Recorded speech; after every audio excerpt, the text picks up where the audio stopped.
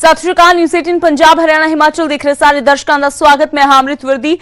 Bulletin की शुरुआत करते हैं वड्डी खबर दे नाल। तां खेती कानूनां नूं लैके जिथे सियासी घमसान मचिया होया है उत्थे ही विरोधियों ते भड़के ने जेपी नड्डा। जी हां, बीजेपी के कौमी प्रधान जेपी नड्डा ने श्रोमणी अकाली दल ते सीधा हमला बोलिया है। अपने भाईवाल रह चुके अकाली दल ते निशाना साधदे नजर आए ने जेपी नड्डा। न्यूज़ 18 दे नाल खास इंटरव्यू दे विच बोले नड्डा कि कांग्रेस दे दबाव हेठ श्रोमणी अकाली दल ने एनडीए दा साथ छड्डिया है। कहा विरोधियों ਵੱਲੋਂ किसानों ਨੂੰ गुमराह किया जा रहा है। विरोधियों ते किसानों ਨੂੰ गुमराह करने का इल्जाम भी जेपी नड्डा ਦੇ ਵੱਲੋਂ लगाया गया है। तो न्यूज़ 18 ਦੇ ਨਾਲ खास गलबात विच अपने ही भाईवाल रह चुके अकाली दल ते निशाना साधदियां जेपी नड्डा ने कहा कि ये गठजोड़ किसी नाराजगी या किसी शिकायत नूं लैके नहीं बल्कि कांग्रेस दे कहण ते तोड़िया गया है। जेपी नड्डा बीजेपी के कौमी प्रधान जिन्हां दे वल्लों ये वड्डा बयान दिता गया है कि कांग्रेस दे दबाव हेठ श्रोमणी अकाली दल ने साडा साथ छड्डिया है।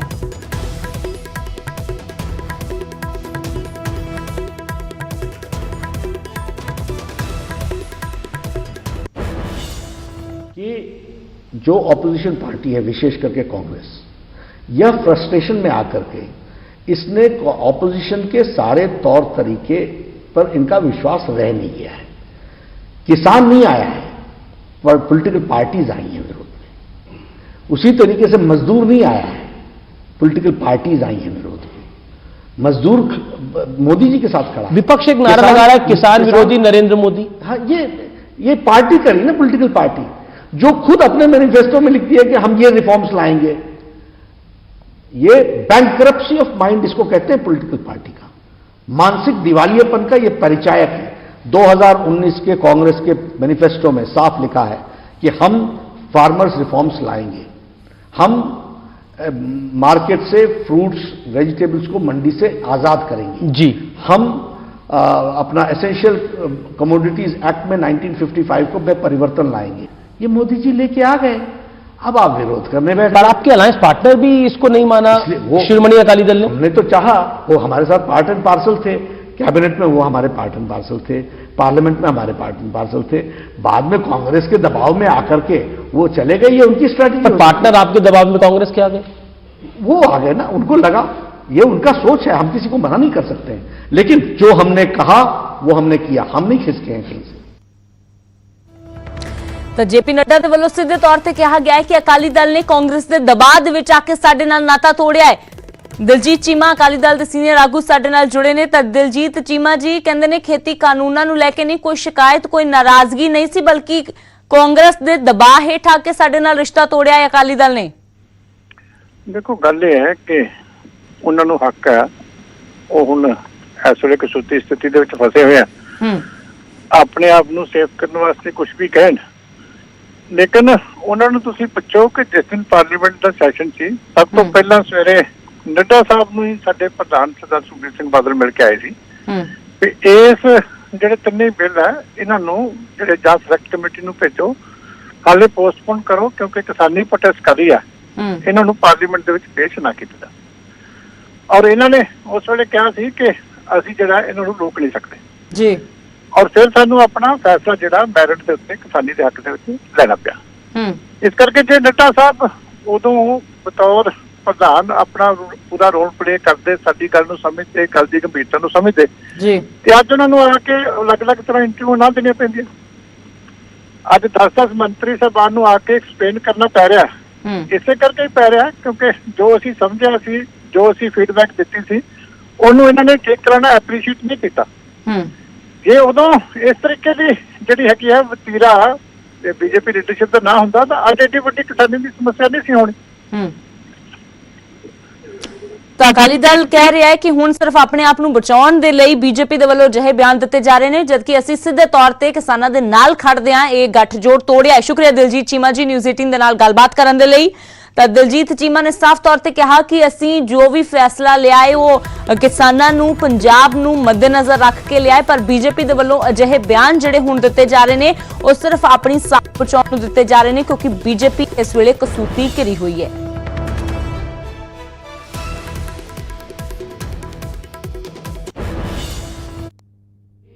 जो ऑपोजिशन पार्टी है, विशेष करके कांग्रेस, यह फ्रस्ट्रेशन में आकर के इसने ऑपोजिशन के सारे तौर तरीके पर इनका विश्वास रह नहीं गया है। किसान नहीं आया है, पर पॉलिटिकल पार्टीज आई हैं विरोध में।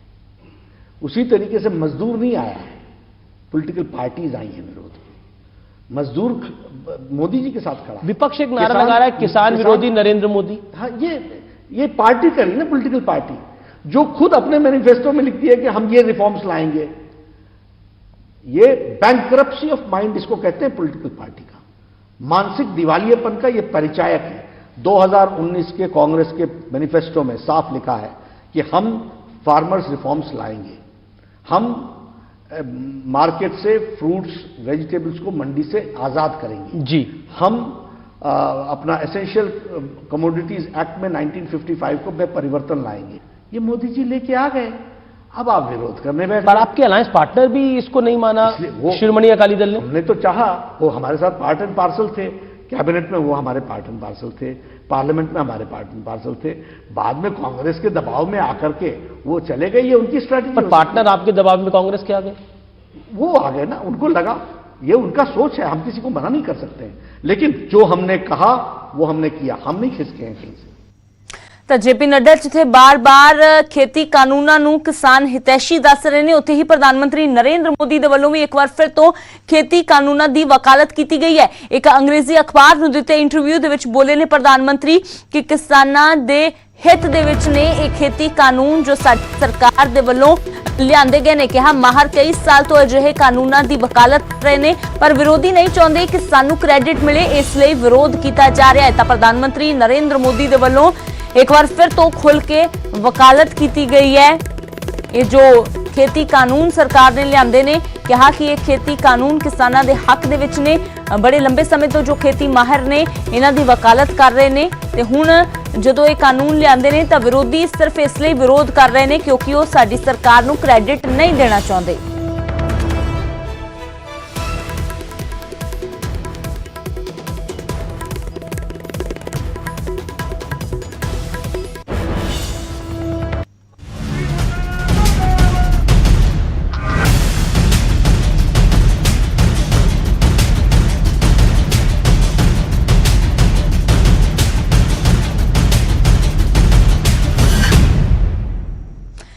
ਤਾਂ ਇਧਰ ਖੇਤੀ ਕਾਨੂੰਨਾਂ ਦਾ ਵਿਰੋਧ ਲਗਾਤਾਰ ਜਾਰੀ ਹੈ। ਇਸ ਸਭ ਦੇ ਵਿਚਾਲੇ ਰੇਲਵੇ ਦੇ ਵੱਲੋਂ ਮਾਲ ਗੱਡੀਆਂ ਤੇ ਬ੍ਰੇਕ ਲਗਾ ਦਿੱਤੀ ਗਈ। ਉਹ ਰੇੜਕਾ ਅਜੇ ਖਤਮ ਨਹੀਂ ਹੋਇਆ ਸੀ ਕਿ ਇਸ ਸਭ ਦੇ ਵਿਚਾਲੇ ਆਰਡੀਐਫ ਤੇ ਵੀ ਰੋਕ ਲਗਾ ਦਿੱਤੀ ਗਈ। ਰੂਰਲ ਡਿਵੈਲਪਮੈਂਟ ਫੰਡ ਵੀ ਰੋਕ ਲਿਆ ਗਿਆ ਕੇਂਦਰ ਦੇ ਵੱਲੋਂ, ਜਿਸ ਤੋਂ ਬਾਅਦ ਹੁਣ ਪੰਜਾਬ ਸਰਕਾਰ ਵੀ ਐਕਸ਼ਨ ਦੇ ਵਿੱਚ ਨਜ਼ਰ ਆ ਰਹੀ ਹੈ।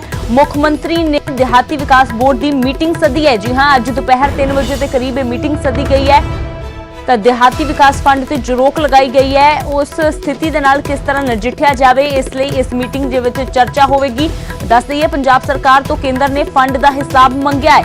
ਤਾਂ ਇਸ ਬਾਰੇ ਕੀ ਫੈਸਲਾ ਇਸ ਮੀਟਿੰਗ ਦੇ ਵਿੱਚ ਹੁੰਦਾ ਹੈ, ਕੀ ਅੱਗੇ ਚਰਚਾ ਰਣਨੀਤੀ ਹੁੰਦੀ ਹੈ, ਇਹ ਅੱਜ ਦੁਪਹਿਰ ਮੀਟਿੰਗ ਤੋਂ ਬਾਅਦ ਪਤਾ ਲੱਗੇਗਾ।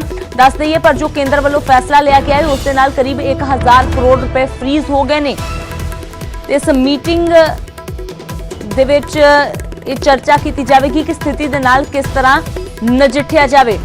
ਸਿੱਧਾ ਰੁਕ ਕਰਦੇ ਹਾਂ, ਪੰਕਜ ਕਪਾਹੀ ਮੇਰੇ ਸਹਿਯੋਗੀ ਜੁੜੇ ਨੇ ਲਾਈਵ। ਤਾਂ ਪੰਕਜ, ਅਜੇ ਤਾਂ ਜੋ ਰੇਲਵੇ ਦੇ ਵੱਲੋਂ ਮਾਲ ਗੱਡੀਆਂ ਤੇ ਬ੍ਰੇਕ ਲਗਾਈ, ਉਸ ਝਟਕੇ ਤੋਂ ਹੀ ਪੰਜਾਬ ਸਰਕਾਰ ਕਿਸ ਤਰ੍ਹਾਂ ਉਭਰੇ, ਇਹ ਰਣਨੀਤੀਆਂ ਬਣਾਈਆਂ ਜਾ ਰਹੀਆਂ ਸੀ। ਪਰ ਇਸ ਸਭ ਦੇ ਵਿਚਾਲੇ ਇੱਕ ਹੋਰ ਵੱਡਾ ਝਟਕਾ ਰੂਰਲ ਡਿਵੈਲਪਮੈਂਟ ਫੰਡ ਰੋਕ ਕੇ ਜਿਹੜਾ ਦਿੱਤਾ ਗਿਆ ਹੈ। ਫਿਲਹਾਲ ਕੀ ਰਣਨੀਤੀ ਸਰਕਾਰ ਦੇ ਵੱਲੋਂ ਬਣਾਈ ਜਾਵੇਗੀ ਕਿ ਕੁਝ ਇਸ ਮੀਟਿੰਗ ਨੂੰ ਲੈ ਕੇ ਜਾਣਕਾਰੀ, ਕਿਉਂਕਿ ਹੁਣ ਸਥਿਤੀ ਕਾਫੀ ਜ਼ਿਆਦਾ ਗੰਭੀਰ ਬਣਦੀ ਜਾ ਰਹੀ ਹੈ।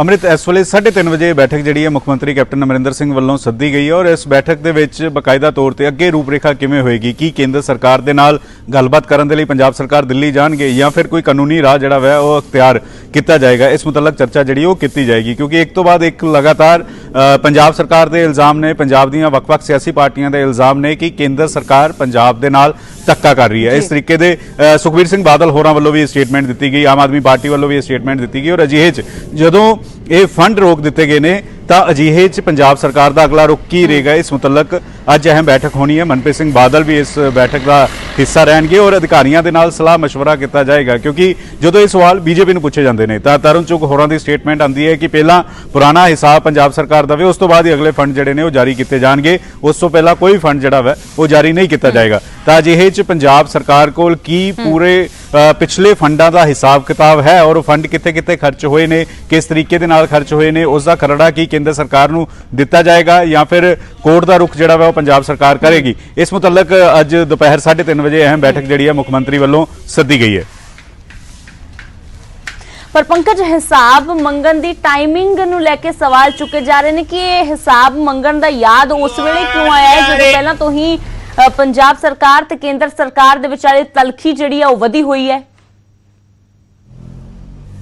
ਬਿਲਕੁਲ, ਇਸ ਮੁਤਲਕ ਪੰਜਾਬ ਸਰਕਾਰ ਵੱਲੋਂ ਖਾਸ ਤੌਰ ਤੇ ਭਰਤ ਭੂਸ਼ਣ ਆਸ਼ੂ ਹੋਰਾਂ ਵੱਲੋਂ ਵੀ ਇਹ ਸਵਾਲ ਖੜੇ ਹੋ ਰਹੇ ਨੇ ਕਿ ਪਹਿਲਾਂ ਨਵੇਂ ਖੇਤੀ ਕਾਨੂੰਨ ਬਣਾਏ ਗਏ ਜੋ ਪੰਜਾਬ ਸਰਕਾਰ ਦੇ ਖਿਲਾਫ ਨੇ, ਇਹ ਇਲਜ਼ਾਮ ਪੰਜਾਬ ਸਰਕਾਰ ਲਗਾ ਰਹੀ ਹੈ ਔਰ ਉਸ ਤੋਂ ਬਾਅਦ ਇੱਕ ਹੋਰ ਸੰਘੀ ਢਾਂਚੇ ਦੇ ਉੱਤੇ ਹਮਲਾ ਜਿਹੜਾ ਵਾ ਉਹ ਕੇਂਦਰ ਵੱਲੋਂ ਕੀਤਾ ਗਿਆ ਵਾ। ਕੀ ਪੰਜਾਬ ਵਰਸਸ ਸੈਂਟਰ ਦਾ ਇਹ ਲਗਾਤਾਰ ਬਣਾਇਆ ਜਾ ਰਿਹਾ ਇਸ ਮਸਲੇ ਨੂੰ ਜਾਂ ਫਿਰ 2022 ਤੋਂ ਪਹਿਲਾਂ ਕੇਂਦਰ ਸਰਕਾਰ ਆਪਣੀ ਤਿਆਰੀ ਜਿਹੜੀ ਹੈ ਉਹ ਪੰਜਾਬ ਦੇ ਵਿੱਚ ਕਰ ਰਹੀ ਹੈ ਬੀਜੇਪੀ ਕਿਸ ਤਰੀਕੇ ਦੇ ਨਾਲ, ਕਿਉਂਕਿ ਪਹਿਲੀ ਵਾਰ ਬੀਜੇਪੀ ਹੋਏਗਾ ਕਿ 117 ਦੀਆਂ 117 ਸੀਟਾਂ ਤੇ ਚੋਣ ਲੜਨ ਜਾ ਰਹੀ ਹੈ, ਕਿ ਉਸ ਦੀ ਭੂਮਿਕਾ ਤਿਆਰ ਕੀਤੀ ਜਾ ਰਹੀ ਹੈ। ਇਸ ਮੁਤਲਕ ਲਗਾਤਾਰ ਸਵਾਲ ਜਿਹੜੇ ਨੇ ਉਹ ਕਾਂਗਰਸ ਵੱਲੋਂ ਖੜੇ ਕੀਤੇ ਜਾ ਰਹੇ ਨੇ, ਲੇਕਿਨ ਸਵਾਲ ਇਸ ਵੇਲੇ ਉੱਠਦੇ ਨੇ ਕਿ ਕੀ ਜਿਹੜਾ ਫੰਡ ਬੰਦ ਕੀਤਾ ਗਿਆ, ਜਦੋਂ ਪੰਜਾਬ ਸਰਕਾਰ ਦਿੱਲੀ ਗੱਲਬਾਤ ਕਰਨ ਦੇ ਲਈ ਜਾਣਗੇ ਤਾਂ ਉਹ ਫੰਡ ਦੁਬਾਰਾ ਬਹਾਲ ਕੀਤੇ ਜਾਣਗੇ ਜਾਂ ਫਿਰ ਪੰਜਾਬ ਸਰਕਾਰ ਪੂਰਾ ਹਿਸਾਬ ਕਿਤਾਬ ਲੈ ਕੇ ਕਿ ਫੰਡ ਕਿੱਥੇ-ਕਿੱਥੇ ਇਸਤੇਮਾਲ ਹੋਏ ਨੇ ਉਸ ਦਾ ਖਰੜਾ ਜਿਹੜਾ ਵੈ ਉਹ ਕੇਂਦਰ ਨੂੰ ਦਿੱਤਾ ਜਾਏਗਾ। ਬਿਲਕੁਲ ਪੰਕਜ, ਤਾਂ ਕੀ ਅੱਗੇ ਪੰਜਾਬ ਸਰਕਾਰ ਦੀ ਰਣਨੀਤੀ ਰਹਿੰਦੀ ਹੈ ਦੇਖਣਾ ਹੋਵੇਗਾ। ਸ਼ੁਕਰੀਆ ਫਿਲਹਾਲ ਇਸ तमाम ਜਾਣਕਾਰੀ ਦੇ ਲਈ। ਤਾਂ ਅੱਜ ਦੁਪਹਿਰ 3 ਵਜੇ ਦੇ ਕਰੀਬ ਮੀਟਿੰਗ ਸੱਦੀ ਗਈ ਹੈ ਦਿਹਾਤੀ ਵਿਕਾਸ ਬੋਰਡ ਦੀ। ਕੈਪਟਨ ਅਮਰਿੰਦਰ ਸਿੰਘ ਇਸ ਮੀਟਿੰਗ ਦੀ ਅਗਵਾਈ ਕਰਨ ਦੇ ਅੱਗੇ ਕਿਸ ਤਰੀਕੇ ਦੇ ਨਾਲ ਇਸ ਸਥਿਤੀ ਨਾਲ ਨਜਿੱਠਿਆ ਜਾਵੇ ਇਹ ਚਰਚਾ ਇਸ ਮੀਟਿੰਗ ਦੇ ਵਿੱਚ ਕੀਤੀ ਜਾਵੇਗੀ। ਤਾਂ ਉਧਰ ਪੰਜਾਬ ਸਰਕਾਰ ਦੇ ਵੱਲੋਂ ਤੇ ਨਾਲ ਹੀ ਵਿਰੋਧੀਆਂ ਦੇ ਵੱਲੋਂ ਇੱਕੋ ਸੁਰ ਦੇ ਵਿੱਚ ਕੇਂਦਰ ਸਰਕਾਰ ਤੇ ਸਵਾਲ ਖੜੇ ਕੀਤੇ ਗਏ ਨੇ। ਵਿਰੋਧੀਆਂ ਦਾ ਕਹਿਣਾ ਹੈ ਕਿ ਕੇਂਦਰ ਪੰਜਾਬ ਬਾਂਹ ਫੜਨ ਦੀ ਬਜਾਏ ਬਾਂਹ ਮਰੋੜ ਰਿਹਾ ਹੈ, ਤਾਂ ਉਧਰ ਬੀਜੇਪੀ ਦਾ ਇਲਜ਼ਾਮ ਹੈ ਕਿ ਆਰਡੀਐਫ ਦਾ ਇਸਤੇਮਾਲ ਪਿੰਡਾਂ ਦੇ ਵਿਕਾਸ ਲਈ ਨਹੀਂ ਹੋ ਰਿਹਾ ਸੀ, ਇਸ ਲਈ ਕੇਂਦਰ ਸਰਕਾਰ ਵੱਲੋਂ ਫੰਡ ਦੇ ਖਰਚ ਦਾ ਹਿਸਾਬ ਮੰਗਿਆ ਗਿਆ ਹੈ।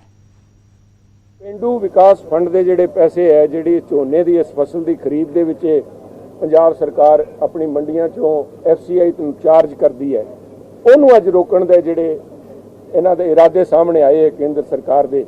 ਕਰੀਬਨ 1100 ਕਰੋੜ ਰੁਪਈਆ ਪੰਜਾਬ ਦਾ ਮਸਲਾ 1100 ਕਰੋੜ ਰੁਪਈਆ ਰੋਕਣ ਦਾ ਨਹੀਂ, ਮਸਲਾ ਪੰਜਾਬ ਦੇ ਘੁਟਨੇ ਟਿਕਾਉਣ ਵਾਸਤੇ, ਪੰਜਾਬ ਨੂੰ ਸਬਕ ਸਿਖਾਉਣ ਵਾਸਤੇ, ਕਿਉਂਕਿ ਪੰਜਾਬ ਨੇ ਹਿੰਮਤ ਦਿਖਾਈ ਹੈ। ਪੰਜਾਬ ਦੇ ਕੰਨੀ ਸਾਰਾ ਹਿੰਦੁਸਤਾਨ ਦੇਖ ਰਿਹਾ ਸੀਗਾ, ਉਹਦੇ ਕਰਕੇ ਅੱਜ ਪੰਜਾਬ ਨੂੰ ਸਭ ਹੁਣ ਹਰ ਚੀਜ਼ ਪਹਿਲਾਂ ਜਿਹੜੀ ਹੈਗੀ ਆ ਸਕੀਮ ਕੇਂਦਰ ਦੀ ਬਣ ਜਾਂਦੀ ਆ, ਰਾਦਰ ਸੂਬੇ ਦੇ ਫੰਡ ਜਿਹੜੇ ਆ ਵਿੱਚ ਉਹਦੇ 'ਚ ਟਾਈ ਅਪ ਕਰ ਦਿੱਤੇ ਜਾਂਦੇ ਕਿ ਇੰਨੇ % ਤੁਹਾਨੂੰ ਪਾਉਣਾ ਪਊਗਾ, ਭਾਵੇਂ ਉਹ ਸਕੀਮ ਨੂੰ ਸੂਬੇ ਨੂੰ ਲੋੜ ਹੋਵੇ ਭਾਵੇਂ ਨਾ ਹੋਵੇ। ਇਸ ਕਰਕੇ ਇਹ ਚੀਜ਼ਾਂ ਤਾਂ ਕੇਂਦਰ ਨੂੰ ਬੰਦ ਕਰਨੀ ਚਾਹੀਦੀਆਂ। ਜੋ ਹੈਲਪ ਹੋਣੀ ਹੈ, ਡੈਵੋਲੂਸ਼ਨ ਆਫ ਟੈਕਸਿਸ ਦਾ ਸਿਸਟਮ ਹੈ, ਉਹ ਡਾਇਰੈਕਟ ਸਟੇਟ ਕੋਲ ਜਾਣੀ ਚਾਹੀਦੀ ਹੈ। ਸਟੇਟ ਆਪਣੀ ਪਲਾਨ ਬਣਾਵੇ, ਆਪਣੇ ਹਿਸਾਬ ਦੇ ਨਾਲ ਜਿਹੜੀ ਚੀਜ਼ ਉਹਦੀ ਪ੍ਰਾਇੋਰਟੀ ਹੈ ਉਹਨੂੰ ਕਰੇ। ਦੇਖੋ, ਮੈਂ ਸਮਝਦਾ ਕਿ ਜਿਸ ਤਰੀਕੇ ਦੇ ਨਾਲ ਕੇਂਦਰ ਸਰਕਾਰ ਨੇ ਆਰਡੀਐਫ ਰੂਰਲ ਡਿਵੈਲਪਮੈਂਟ ਫੰਡ ਦਾ ਪੰਜਾਬ ਦਾ 1050 ਕਰੋੜ ਰੁਪਏ ਦੇ ਉੱਪਰ ਰੋਕ ਲਾ ਦਿੱਤੀ ਹੈ, ਮੈਂ ਸਮਝਦਾ ਕਿ ਬਹੁਤ ਮੰਦਭਾਗਾ ਹੈ। ਕਿਉਂਕਿ ਇੱਕ ਪਾਸੇ ਇਹੋ ਹੀ ਨਰਿੰਦਰ ਮੋਦੀ ਜੀ ਨੇ ਜਦੋਂ ਇਹ ਗੁਜਰਾਤ ਦੇ ਚੀਫ ਮਿਨਿਸਟਰ ਹੋਇਆ ਕਰਦੇ ਸੀਗੇ, ਉਦੋਂ ਇਹ ਕਿਹਾ ਕਰਦੇ ਸੀਗੇ ਕਿ ਕੇਂਦਰ ਸਰਕਾਰ ਔਰ ਰਾਜ ਸਰਕਾਰਾਂ ਨੂੰ ਵੱਡੇ ਭਰਾ ਔਰ ਛੋਟੇ ਭਰਾ ਦੀ ਤਰਜ਼ ਦੇ ਉੱਪਰ ਕੰਮ ਹੈ ਜਿਹੜਾ ਉਹ ਕਰਨਾ ਚਾਹੀਦਾ।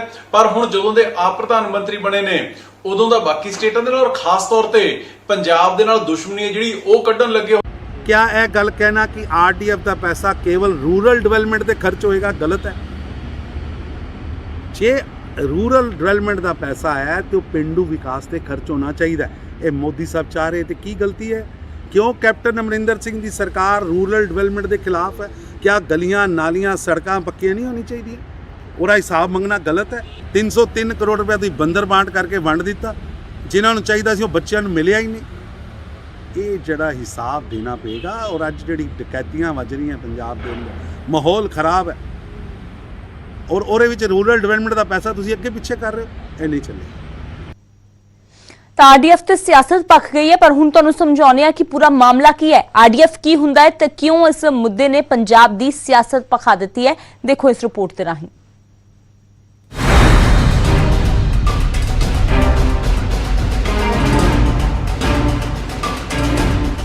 ਖੇਤੀ ਕਾਨੂੰਨਾਂ ਦੇ ਵਿਵਾਦ ਦੇ ਵਿਚਾਲੇ ਕੇਂਦਰ ਸਰਕਾਰ ਨੇ ਪੰਜਾਬ ਸਰਕਾਰ ਨੂੰ ਇੱਕ ਹੋਰ ਝਟਕਾ ਦਿੱਤਾ ਹੈ। ਕੇਂਦਰ ਨੇ ਪੰਜਾਬ ਦਾ RDF ਯਾਨੀ ਰੂਰਲ ਡਿਵੈਲਪਮੈਂਟ ਫੰਡ ਰੋਕ ਲਿਆ, ਜਿਸ ਦੇ ਨਾਲ ਪੰਜਾਬ ਦੇ ਕਰੀਬ 1000 ਕਰੋੜ ਰੁਪਏ ਫ੍ਰੀਜ਼ ਹੋ ਗਏ ਨੇ। ਝੋਨੇ ਦੀ ਖਰੀਦ ਲਈ ਕੇਂਦਰ ਵੱਲੋਂ ਦਿੱਤੀ CCL ਦੇ ਵਿੱਚੋਂ ਪੰਜਾਬ ਫਿਲਹਾਲ ਰੂਰਲ ਡਿਵੈਲਪਮੈਂਟ ਫੰਡ ਨਹੀਂ ਵਰਤ ਸਕੇਗਾ। ਪੰਜਾਬ ਨੂੰ ਪਹਿਲਾਂ ਇਸ ਫੰਡ ਦੇ ਖਰਚ ਬਾਰੇ ਹਿਸਾਬ ਦੇਣਾ ਹੋਵੇਗਾ ਕਿ ਪੈਸਾ ਕਦੋਂ, ਕਿੱਥੇ ਤੇ ਕਿੰਨਾ ਖਰਚ ਹੁੰਦਾ ਹੈ। ਕੇਂਦਰ ਪੰਜਾਬ ਦੇ ਵੱਲੋਂ ਦਿੱਤੇ ਹਿਸਾਬ ਦੀ ਪੜਤਾਲ ਕਰੇਗਾ ਤੇ ਫਿਰ ਫੰਡ ਵਰਤਣ ਦੀ ਇਜਾਜ਼ਤ ਮਿਲੇਗੀ। ਇਹ ਸਾਡੀ ਨਾ ਹਰ ਸੀਜ਼ਨ ਤੇ ਪ੍ਰੋਵੀਜ਼ਨਲ ਕਾਸਟ ਸ਼ੀਟ ਆਉਂਦੀ ਹੈ, ਜਿਹਦੇ ਮੁਤਾਬਕ ਅਗਰ ਪੇਮੈਂਟਾਂ ਅੱਗੇ ਕੀ ਕਰਨੀਆਂ ਹੁੰਦੀਆਂ ਨੇ, ਜਿਹੜੀ CCL ਚੋਂ ਫੰਡਸ ਡਰਾ ਕਰਨੇ ਹੁੰਦੇ ਉਹ ਪ੍ਰੋਵੀਜ਼ਨਲ ਕਾਸਟ, ਉਹ ਪ੍ਰੋਵੀਜ਼ਨਲ ਹੁੰਦੀ ਹੈ, ਫਾਈਨਲ ਕਾਸਟ ਸ਼ੀਟ ਬਾਅਦ ਚੋਂ ਆਉਂਦੀ ਹੈ। ਪ੍ਰੋਵੀਜ਼ਨਲ ਕਾਸਟ ਸ਼ੀਟ ਦੇ ਮੁਤਾਬਕ ਹੀ ਕਰਨੀਆਂ ਹੁੰਦੀਆਂ। ਜਦੋਂ ਪ੍ਰੋਵੀਜ਼ਨਲ ਕਾਸਟ ਸ਼ੀਟ ਜਦ ਤੱਕ ਨਹੀਂ ਆਉਂਦੀ, ਅਸੀਂ ਇਕੱਲੀ MSP ਡਰਾ ਕਰ ਸਕਦੇ ਹਾਂ।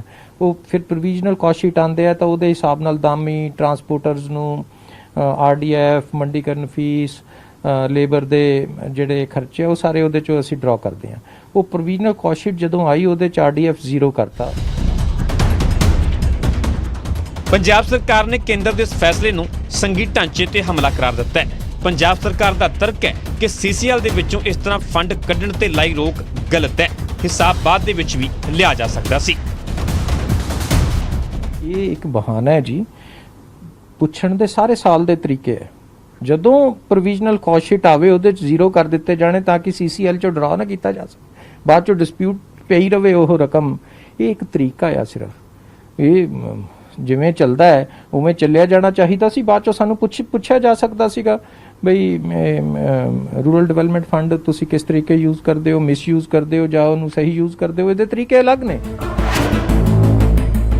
ਹੁਣ ਤੁਹਾਨੂੰ ਪੂਰਾ ਮਾਮਲਾ ਦੱਸਦੇ ਹਾਂ। ਦਰਅਸਲ ਝੋਨੇ ਦੀ ਖਰੀਦ ਲਈ ਕੇਂਦਰ ਪੰਜਾਬ ਨੂੰ CCL ਜਾਰੀ ਕਰਦਾ ਹੈ, ਜਿਸ ਵਿੱਚ ਝੋਨੇ ਦੀ ਖਰੀਦ ਦੌਰਾਨ ਹੋਣ ਵਾਲੇ ਖਰਚ, ਮੰਡੀ ਫੀਸ, ਦਾਮੀ, ਟਰਾਂਸਪੋਰਟ, ਰੂਰਲ ਡਿਵੈਲਪਮੈਂਟ ਆਦਿ ਸਾਰੇ ਖਰਚੇ ਜੁੜੇ ਹੁੰਦੇ ਨੇ। ਪੰਜਾਬ ਸਰਕਾਰ ਕੇਂਦਰੀ ਪੂਲ ਦੇ ਲਈ ਝੋਨਾ ਖਰੀਦ ਕਰਦੀ ਹੈ ਤੇ ਫਿਰ ਇਸ ਪ੍ਰਕਿਰਿਆ ਦੇ ਵਿੱਚ ਹੋਏ ਖਰਚੇ CCL ਦੇ ਵਿੱਚੋਂ ਕੱਢਦੀ ਹੈ। ਪਰ ਇਸ ਲਈ ਕੇਂਦਰ ਇੱਕ ਪ੍ਰੋਵੀਜ਼ਨਲ ਰੇਟ ਸੂਚੀ ਜਾਰੀ ਕਰਦਾ ਹੈ।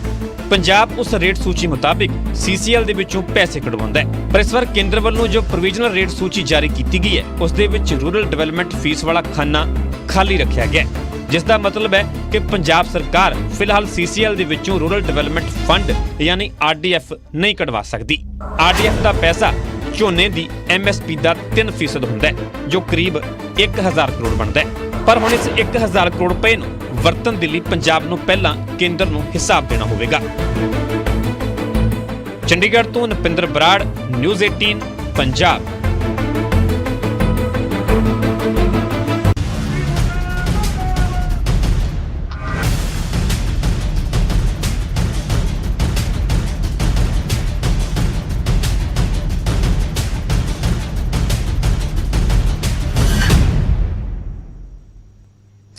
ਤਾਂ ਪੰਜਾਬ ਦੇ ਵਿੱਚ ਇਹਨਾਂ ਖੇਤੀ ਕਾਨੂੰਨਾਂ ਤੇ ਘਮਸਾਨ ਮਚਿਆ ਹੋਇਆ ਸੀ। ਹੁਣ RDF ਦਾ ਮੁੱਦਾ ਇੱਕ ਹੋਰ ਜੁੜ ਗਿਆ ਹੈ। ਇਸ ਸਭ ਦੇ ਵਿਚਾਲੇ ਪੰਜਾਬ ਦੇ ਵਿੱਚ ਧਰਨੇ ਵੀ ਜਾਰੀ ਨੇ। ਕਈ ਥਾਵਾਂ ਤੇ ਰੇਲਵੇ ਟਰੈਕ ਵੀ ਕਿਸਾਨਾਂ ਨੇ ਅਜੇ ਜਾਮ ਕੀਤੇ ਹੋਏ ਨੇ ਤੇ ਇਸੇ ਸਭ ਦੇ ਵਿਚਾਲੇ ਪੰਜਾਬ ਸਰਕਾਰ ਨੂੰ ਹਾਈ ਕੋਰਟ ਦੀ ਫਟਕਾਰ ਲੱਗੀ ਹੈ। ਜੀ ਹਾਂ, ਰੇਲ ਟਰੈਕ ਤੇ ਜਾਰੀ ਧਰਨਿਆਂ ਨੂੰ ਲੈ ਕੇ ਹਾਈ ਕੋਰਟ ਨੇ ਤਲਖ ਟਿੱਪਣੀ ਕੀਤੀ ਹੈ ਪੰਜਾਬ ਸਰਕਾਰ ਤੇ ਪੁੱਛਿਆ ਹੈ ਕਿ ਕੀ ਪੰਜਾਬ ਸਰਕਾਰ ਤੋਂ ਨਹੀਂ ਸੰਭਲ ਰਹੀ ਹੈ ਸਥਿਤੀ।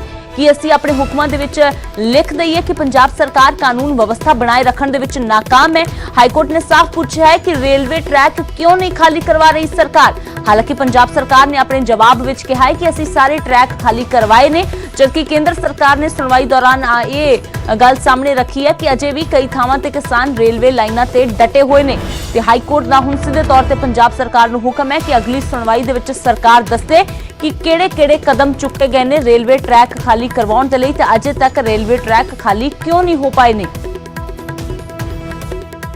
23 अक्टूबर के बाद हमने पंजाब में ट्रेन चलाने की कोशिश की थी, लेकिन कई जगह पर उसमें बहुत दिक्कतें आई। एक जगह पर ट्रेन रोककर ये कहा गया कि हमें दिखाइए इस ट्रेन में क्या जा रहा है। एक जगह ये कहा गया कि हम तो सिर्फ सरकारी जो पावर प्लांट्स हैं वहाँ पर कोयला जाने देंगे, प्राइवेट में नहीं जाने देंगे। एक जगह ये कहा गया कि हम इसमें पेट्रोलियम प्रोडक्ट्स वगैरह नहीं जाने देंगे। और कई जगह जो ट्रेन के रिक्शा जो डब्बे आए हुए थे वो अंदर चले गए, लेकिन उनको बाहर भी आने की अनुमति नहीं दी जा रही।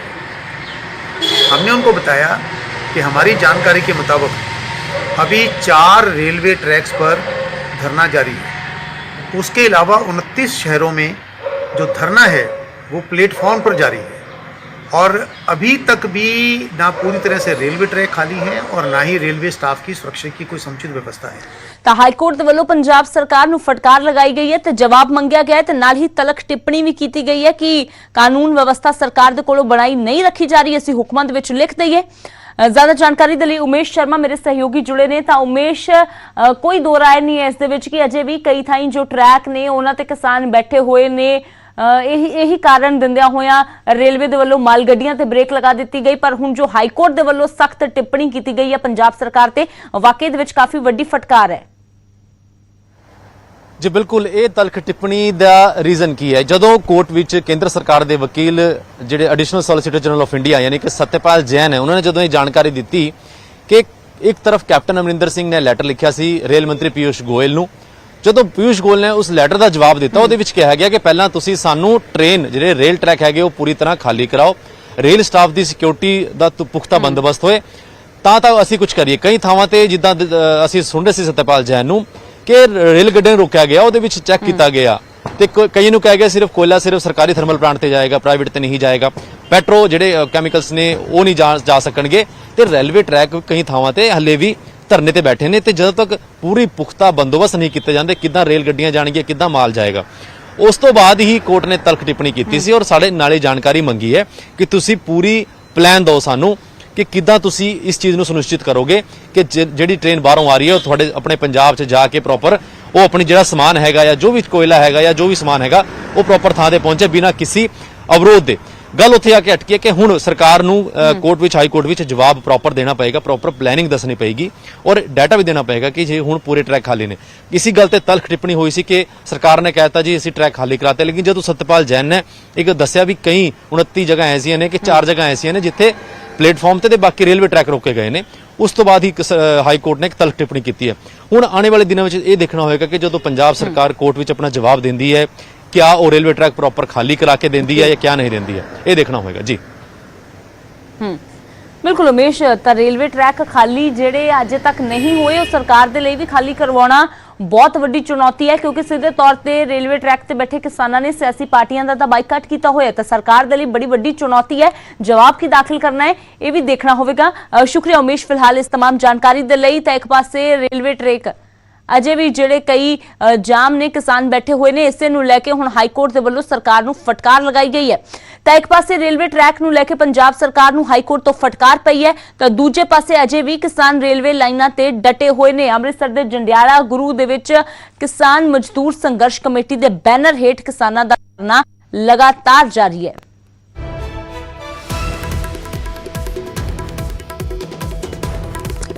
ਅੰਮ੍ਰਿਤਸਰ ਦੇ ਜੰਡਿਆਲਾ ਗੁਰੂ ਕਿਸਾਨਾਂ ਦਾ ਧਰਨਾ ਲਗਾਤਾਰ ਜਾਰੀ ਹੈ। ਕਿਸਾਨ ਬੈਠੇ ਹੋਏ ਨੇ, ਇਹ ਕਿਸਾਨ ਜਿਹੜੇ ਪਹਿਲਾਂ ਦੇਵੀਦਾਸਪੁਰਾ ਬੈਠੇ ਹੋਏ ਸੀ ਉੱਥੋਂ ਧਰਨਾ ਇਹਨਾਂ ਆਪਣਾ ਸ਼ਿਫਟ ਕੀਤਾ ਹੈ, ਸਿਰਫ ਜਗ੍ਹਾ ਬਦਲੀ ਹੈ ਪਰ ਕਿਸਾਨਾਂ ਦਾ ਕਹਿਣਾ ਹੈ ਕਿ ਸਾਡੇ ਇਰਾਦੇ ਨਹੀਂ ਬਦਲੇ ਨੇ।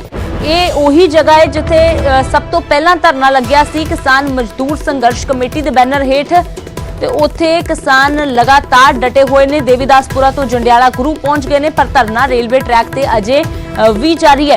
ਗਰਾਊਂਡ ਜ਼ੀਰੋ ਤੋਂ ਅਮਿਤ ਸ਼ਰਮਾ ਮੇਰੇ ਸਹਿਯੋਗੀ ਜੁੜੇ ਨੇ। ਤਾਂ ਅਮਿਤ, ਇਹ ਉਹੀ ਥਾਂ ਹੈ ਕਿਸਾਨ ਮਜ਼ਦੂਰ ਸੰਘਰਸ਼ ਕਮੇਟੀ ਦੇ ਬੈਨਰ ਹੇਠ ਜਿਹੜੀ ਸਭ ਤੋਂ ਪਹਿਲਾਂ ਜਿਹਨੇ ਧਰਨਾ ਲਗਾਇਆ ਸੀ, ਮਹੀਨੇ ਤੋਂ ਉੱਪਰ ਦਾ ਸਮਾਂ ਹੋ ਗਿਆ ਹੈ। 31 ਕਿਸਾਨ ਜਥੇਬੰਦੀਆਂ ਨੇ ਬੇਸ਼ੱਕ ਫੈਸਲਾ ਲੈ ਲਿਆ ਸੀ ਰੇਲਵੇ ਟਰੈਕ ਖਾਲੀ ਕਰਨ ਦਾ, ਪਰ ਇੱਥੇ ਕਿਸਾਨ ਡਟੇ ਹੋਏ ਨੇ। ਜਗ੍ਹਾ ਬਦਲ ਗਈ ਹੈ ਪਰ ਇਰਾਦੇ ਨਹੀਂ ਬਦਲੇ। ਫਿਲਹਾਲ ਕੀ ਕੁਝ ਕਹਿਣਾ ਹੈ ਕਿਸਾਨਾਂ ਦਾ?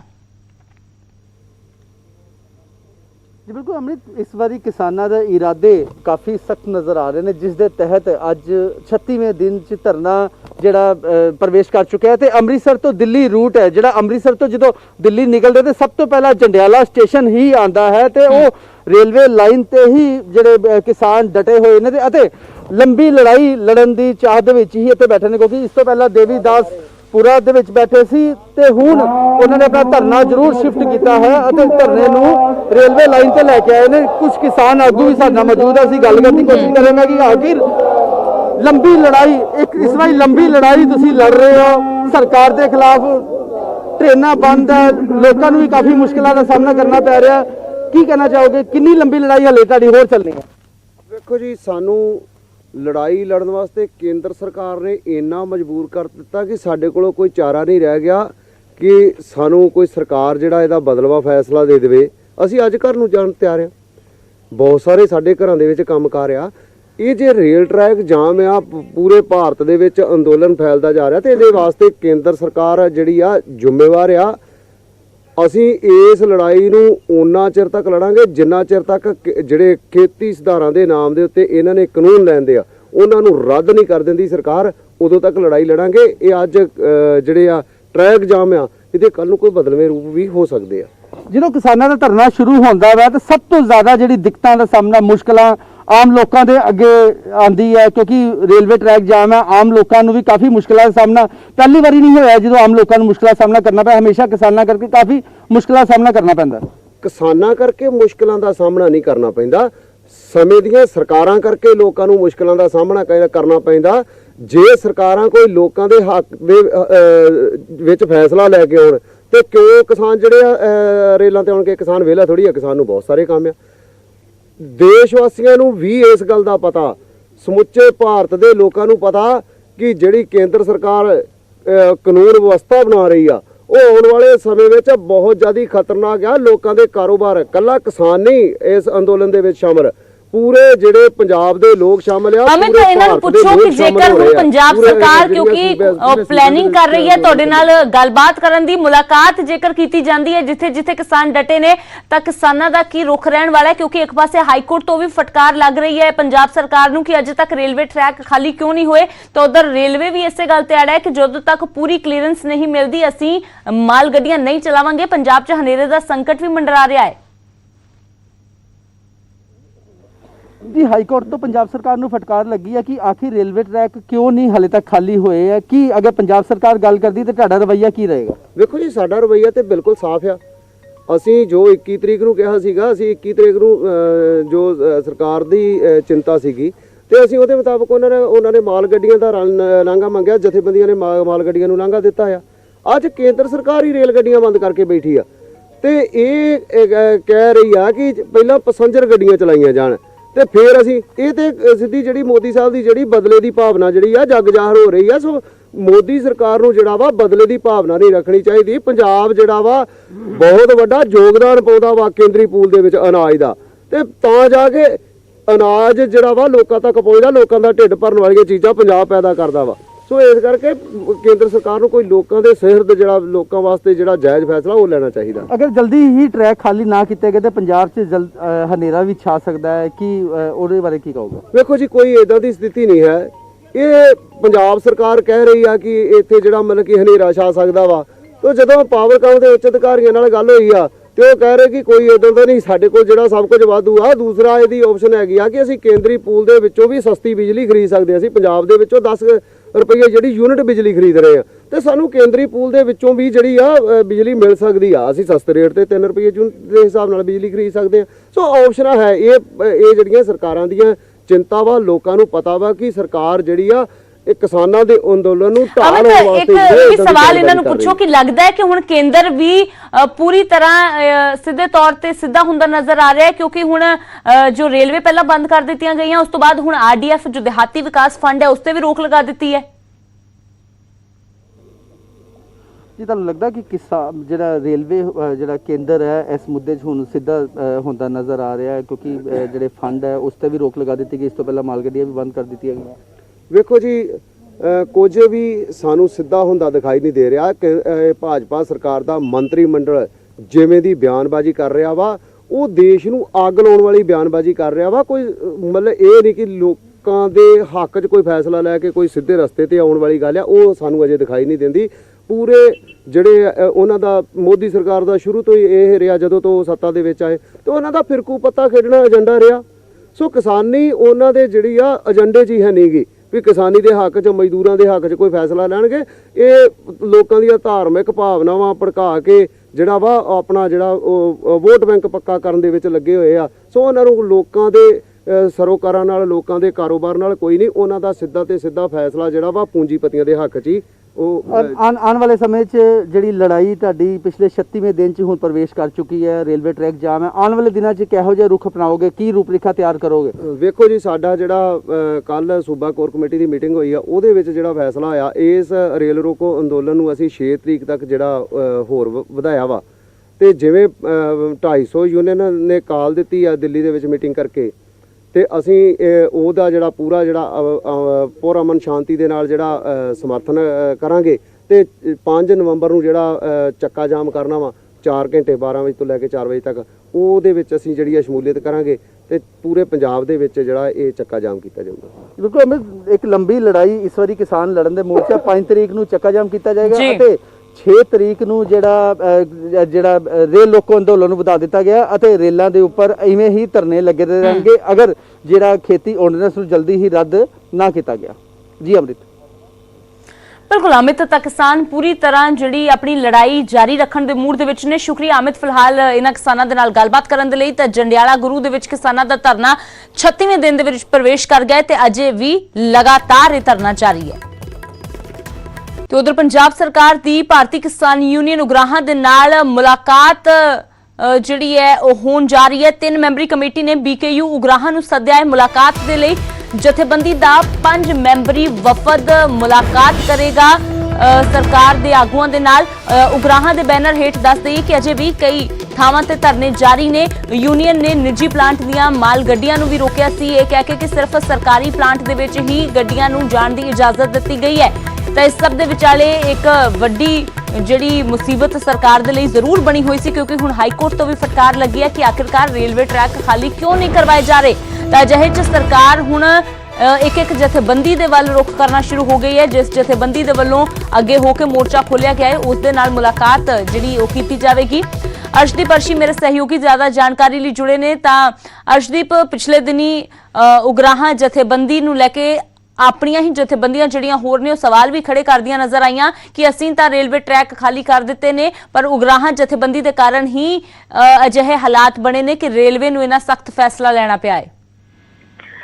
ਦੇਖੋ ਅੰਮ੍ਰਿਤ, BKU ਉਗਰਾਹਾਂ ਏਕਤਾ ਉਗਰਾਹਾਂ ਦੇ ਵੱਲੋਂ ਇਹ ਸਟੇਟਮੈਂਟ ਵੀ ਦਿੱਤੀ ਗਈ ਸੀ ਕਿ ਉਹਨਾਂ ਨੇ ਕੋਈ ਰੇਲਵੇ ਟਰੈਕ ਨਹੀਂ ਰੋਕੇ ਹੋਏ, ਬਲਕਿ ਉਹਨਾਂ ਨੇ ਬਾਕੀ ਜਥੇਬੰਦੀਆਂ ਤੋਂ ਪਹਿਲਾਂ ਹੀ ਰੇਲਵੇ ਟਰੈਕ ਖਾਲੀ ਕਰ ਦਿੱਤੇ ਸੀਗੇ। ਉਹਨਾਂ ਨੇ ਸਿਰਫ ਜਿਹੜੇ ਨਿੱਜੀ ਪਾਰਟਨਰਸ਼ਿਪ ਦੇ ਵਿੱਚ ਥਰਮਲ ਪਲਾਂਟ ਚੱਲ ਰਹੇ ਨੇ ਉਹਨਾਂ ਦੀ ਸਪਲਾਈ ਲਾਈਨ ਬੰਦ ਕੀਤੀ ਹੋਈ ਹੈ। ਉਹਨਾਂ ਦਾ ਕਹਿਣਾ ਸੀਗਾ ਕਿ ਉਹਨਾਂ ਤੇ ਇਹ ਦੋਸ਼ ਲਾਏ ਜਾ ਰਹੇ ਨੇ ਕਿ ਮਾਲ ਗੱਡੀਆਂ ਉਹਨਾਂ ਨੇ ਰੋਕੀਆਂ ਨੇ, ਪਰ ਉਹਨਾਂ ਨੇ ਕੋਈ ਮਾਲ ਗੱਡੀਆਂ ਨਹੀਂ ਰੋਕੀਆਂ। ਸਿਰਫ ਜਿਹੜੀਆਂ ਹੈਗੀਆਂ ਜਿਹੜੇ ਨਿੱਜੀ ਪਾਰਟਨਰਸ਼ਿਪ ਦੇ ਵਿੱਚ ਜਿਹੜੇ ਥਰਮਲ ਪਲਾਂਟ ਚੱਲ ਰਹੇ ਨੇ ਉਹਨਾਂ ਦੀ ਸਪਲਾਈ ਲਾਈਨ ਜ਼ਰੂਰ ਬੰਦ ਕੀਤੀ ਹੈ। ਉਹਨਾਂ ਦਾ ਕਹਿਣਾ ਕਿ ਉਹ ਖੇਤੀ ਦੇ ਨਿੱਜੀਕਰਨ ਦੇ ਖਿਲਾਫ ਲੜ ਰਹੇ ਨੇ ਤੇ ਸਰਕਾਰੀ ਪਲਾਂਟਾਂ ਦੇ ਵਿੱਚ ਕੋਲੇ ਦੀ ਸਪਲਾਈ ਹੋ ਸਕਦੀ ਹੈ ਤੇ ਉਹ ਪਹਿਲਾਂ ਚਲਾਏ ਜਾਣ, ਇਹ ਉਹਨਾਂ ਦਾ ਕਹਿਣਾ ਸੀਗਾ। ਦੂਸਰਾ, ਜਿਹੜੀ ਅੱਜ ਮੀਟਿੰਗ ਹੈਗੀ ਆ ਉਸ ਦੇ ਉੱਤੇ ਉਹਨਾਂ ਦੀਆਂ ਮੰਗਾਂ ਨੂੰ ਲੈ ਕੇ ਹੀ ਜ਼ਰੂਰ ਸਰਕਾਰ ਗੱਲਬਾਤ ਕਰਨ ਦੀ ਕੋਸ਼ਿਸ਼ ਕਰ ਰਹੀ ਹੈ। ਤੇ ਈਵਨ ਜੇ ਅਸੀਂ ਗੱਲ ਕਰੀਏ ਕਿ BKU ਏਕਤਾ ਉਗਰਾਹਾਂ ਦੇ ਵੱਲੋਂ ਜਿਹੜੇ ਪੰਜਾਬ ਸਰਕਾਰ ਦੇ ਵੱਲੋਂ 2017 ਦੇ ਵਿੱਚ APMC ਦੇ ਵਿੱਚ ਸੋਧਾਂ ਕੀਤੀਆਂ ਗਈਆਂ ਸੀ, ਉਹਨਾਂ ਨੂੰ ਵੀ ਵਾਪਸ ਲੈਣ ਦੀ ਮੰਗ ਕੀਤੀ ਜਾ ਰਹੀ ਹੈ। ਤਾਂ ਇਹਨਾਂ ਗੱਲਾਂ ਦੇ ਉੱਤੇ ਹੀ ਅੱਜ ਦੀ ਮੀਟਿੰਗ ਸਿਹਦਤ ਹੋਵੇਗੀ। ਦੇਖਦੇ ਹਾਂ ਕਿ ਕੀ ਹੱਲ ਨਿਕਲਦਾ ਇਹ ਸਾਰੀ ਗੱਲਬਾਤ ਦਾ, ਕਿਉਂਕਿ ਜਦ ਬਾਕੀ ਜਥੇਬੰਦੀਆਂ ਰੇਲਵੇ ਟਰੈਕਾਂ ਤੋਂ ਉੱਠ ਗਈਆਂ ਸੀਗੀਆਂ ਤੇ ਮਾਲ ਗੱਡੀਆਂ ਨੂੰ ਉਹਨਾਂ ਨੇ ਇਜਾਜ਼ਤ ਵੀ ਦੇ ਦਿੱਤੀ ਸੀਗੀ, ਲੇਕਿਨ BKU ਉਗਰਾਹਾਂ ਦੇ ਵੱਲੋਂ ਜਿਹੜੇ ਨਿੱਜੀ ਥਰਮਲ ਪਲਾਂਟ ਨੇ ਨਿੱਜੀ ਪਾਰਟਨਰਸ਼ਿਪ ਦੇ ਵਿੱਚ ਚੱਲ ਰਹੇ ਨੇ ਉਹਨਾਂ ਦੇ ਬਾਹਰ ਹਜੇ ਵੀ ਧਰਨਾ ਲਾਇਆ ਹੋਇਆ। ਜੀ ਬਿਲਕੁਲ ਅਰਸ਼ਦੀਪ, ਤਾਂ ਮੁਲਾਕਾਤ ਕਿੰਨੀ ਕੁ ਸਾਰਥਕ ਜਿਹੜੀ ਸਾਬਤ ਹੁੰਦੀ ਹੈ ਜਾਂ ਨਹੀਂ ਇਹ ਫਿਲਹਾਲ ਦੇਖਣਾ ਹੋਵੇਗਾ। ਸ਼ੁਕਰੀਆ ਇਸ ਸਾਰੀ ਜਾਣਕਾਰੀ ਦੇ ਲਈ। ਤਾਂ BKU ਉਗਰਾਹਾਂ ਦਾ 5 ਮੈਂਬਰੀ ਵਫਦ ਮੁਲਾਕਾਤ ਕਰੇਗਾ 3 ਮੰਤਰੀਆਂ ਦੇ ਨਾਲ। ਯੂਨੀਅਨ ਦੇ ਜੋ ਗੱਡੀਆਂ ਪਿਛਲੇ ਦਿਨੀ ਰੋਕੀਆਂ ਗਈਆਂ, ਨਿੱਜੀ ਪਲਾਂਟ ਨੂੰ ਨਹੀਂ ਹੋਣ ਦਿੱਤੀ ਗਈ ਸਪਲਾਈ, ਉਸ ਨੂੰ ਲੈ ਕੇ ਪੰਜਾਬ ਸਰਕਾਰ ਦੀ BKU ਉਗਰਾਹਾਂ ਦੇ ਨਾਲ ਅੱਜ ਮੁਲਾਕਾਤ ਹੋਣ ਜਾ ਰਹੀ ਹੈ। 3 ਮੈਂਬਰੀ ਕਮੇਟੀ 5 ਆਗੂ ਨੇ ਜਿਹੜੇ ਜਥੇਬੰਦੀ ਦੇ, ਉਹਨਾਂ ਦੇ ਨਾਲ ਮੁਲਾਕਾਤ ਕਰੇਗੀ।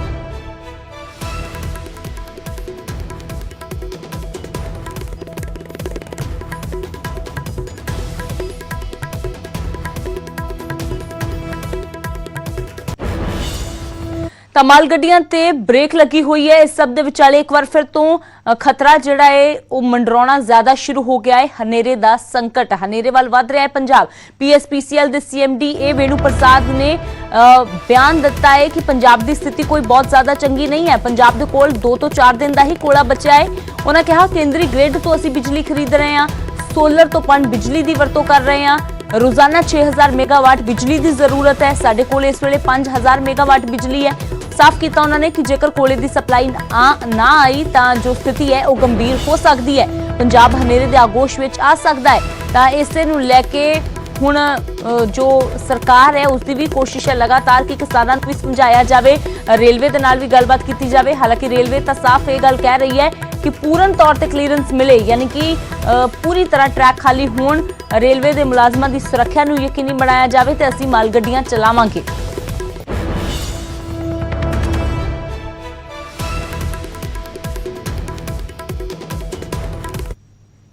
ਲਾਸਟ ਕੁਝ ਦਿਨਾਂ ਵਿੱਚ ਬਿਕਾਜ਼ ਆਫ ਫਾਰਮਰਸ ਐਜੀਟੇਸ਼ਨ ਕੋਇਲਾ ਦੇ ਵਿੱਚ ਸ਼ਾਰਟ ਸਪਲਾਈ ਹੈ। As per the guidelines of central electricity authority ਅਸੀਂ ਮਿਨੀਮਮ 20-25 ਦਿਨ ਦਾ ਕੋਇਲਾ ਮੇਨਟੇਨ ਕਰਨਾ ਹੁੰਦੇ, ਪਰ ਫਾਰਮਰਸ ਐਜੀਟੇਸ਼ਨ ਕਰਕੇ ਉਹ ਸਟਾਕ ਅਸੀਂ ਮੇਨਟੇਨ ਨਹੀਂ ਕਰ ਪਾ ਰਹੇ। ਅੱਜ ਦੇ ਦਿਨ ਸਿਰਫ 2 दिन ਦਾ ਕੋਇਲਾ ਕੁਝ थर्मल प्लांट्स दे विच है, कुछ थर्मल प्लांट में 4 दिन का है, कुछ थर्मल प्लांट में ऑलमोस्ट ख़त्म हो गया, लाइक तलवंडी साबो है ऑलमोस्ट नेगलिजिबल है।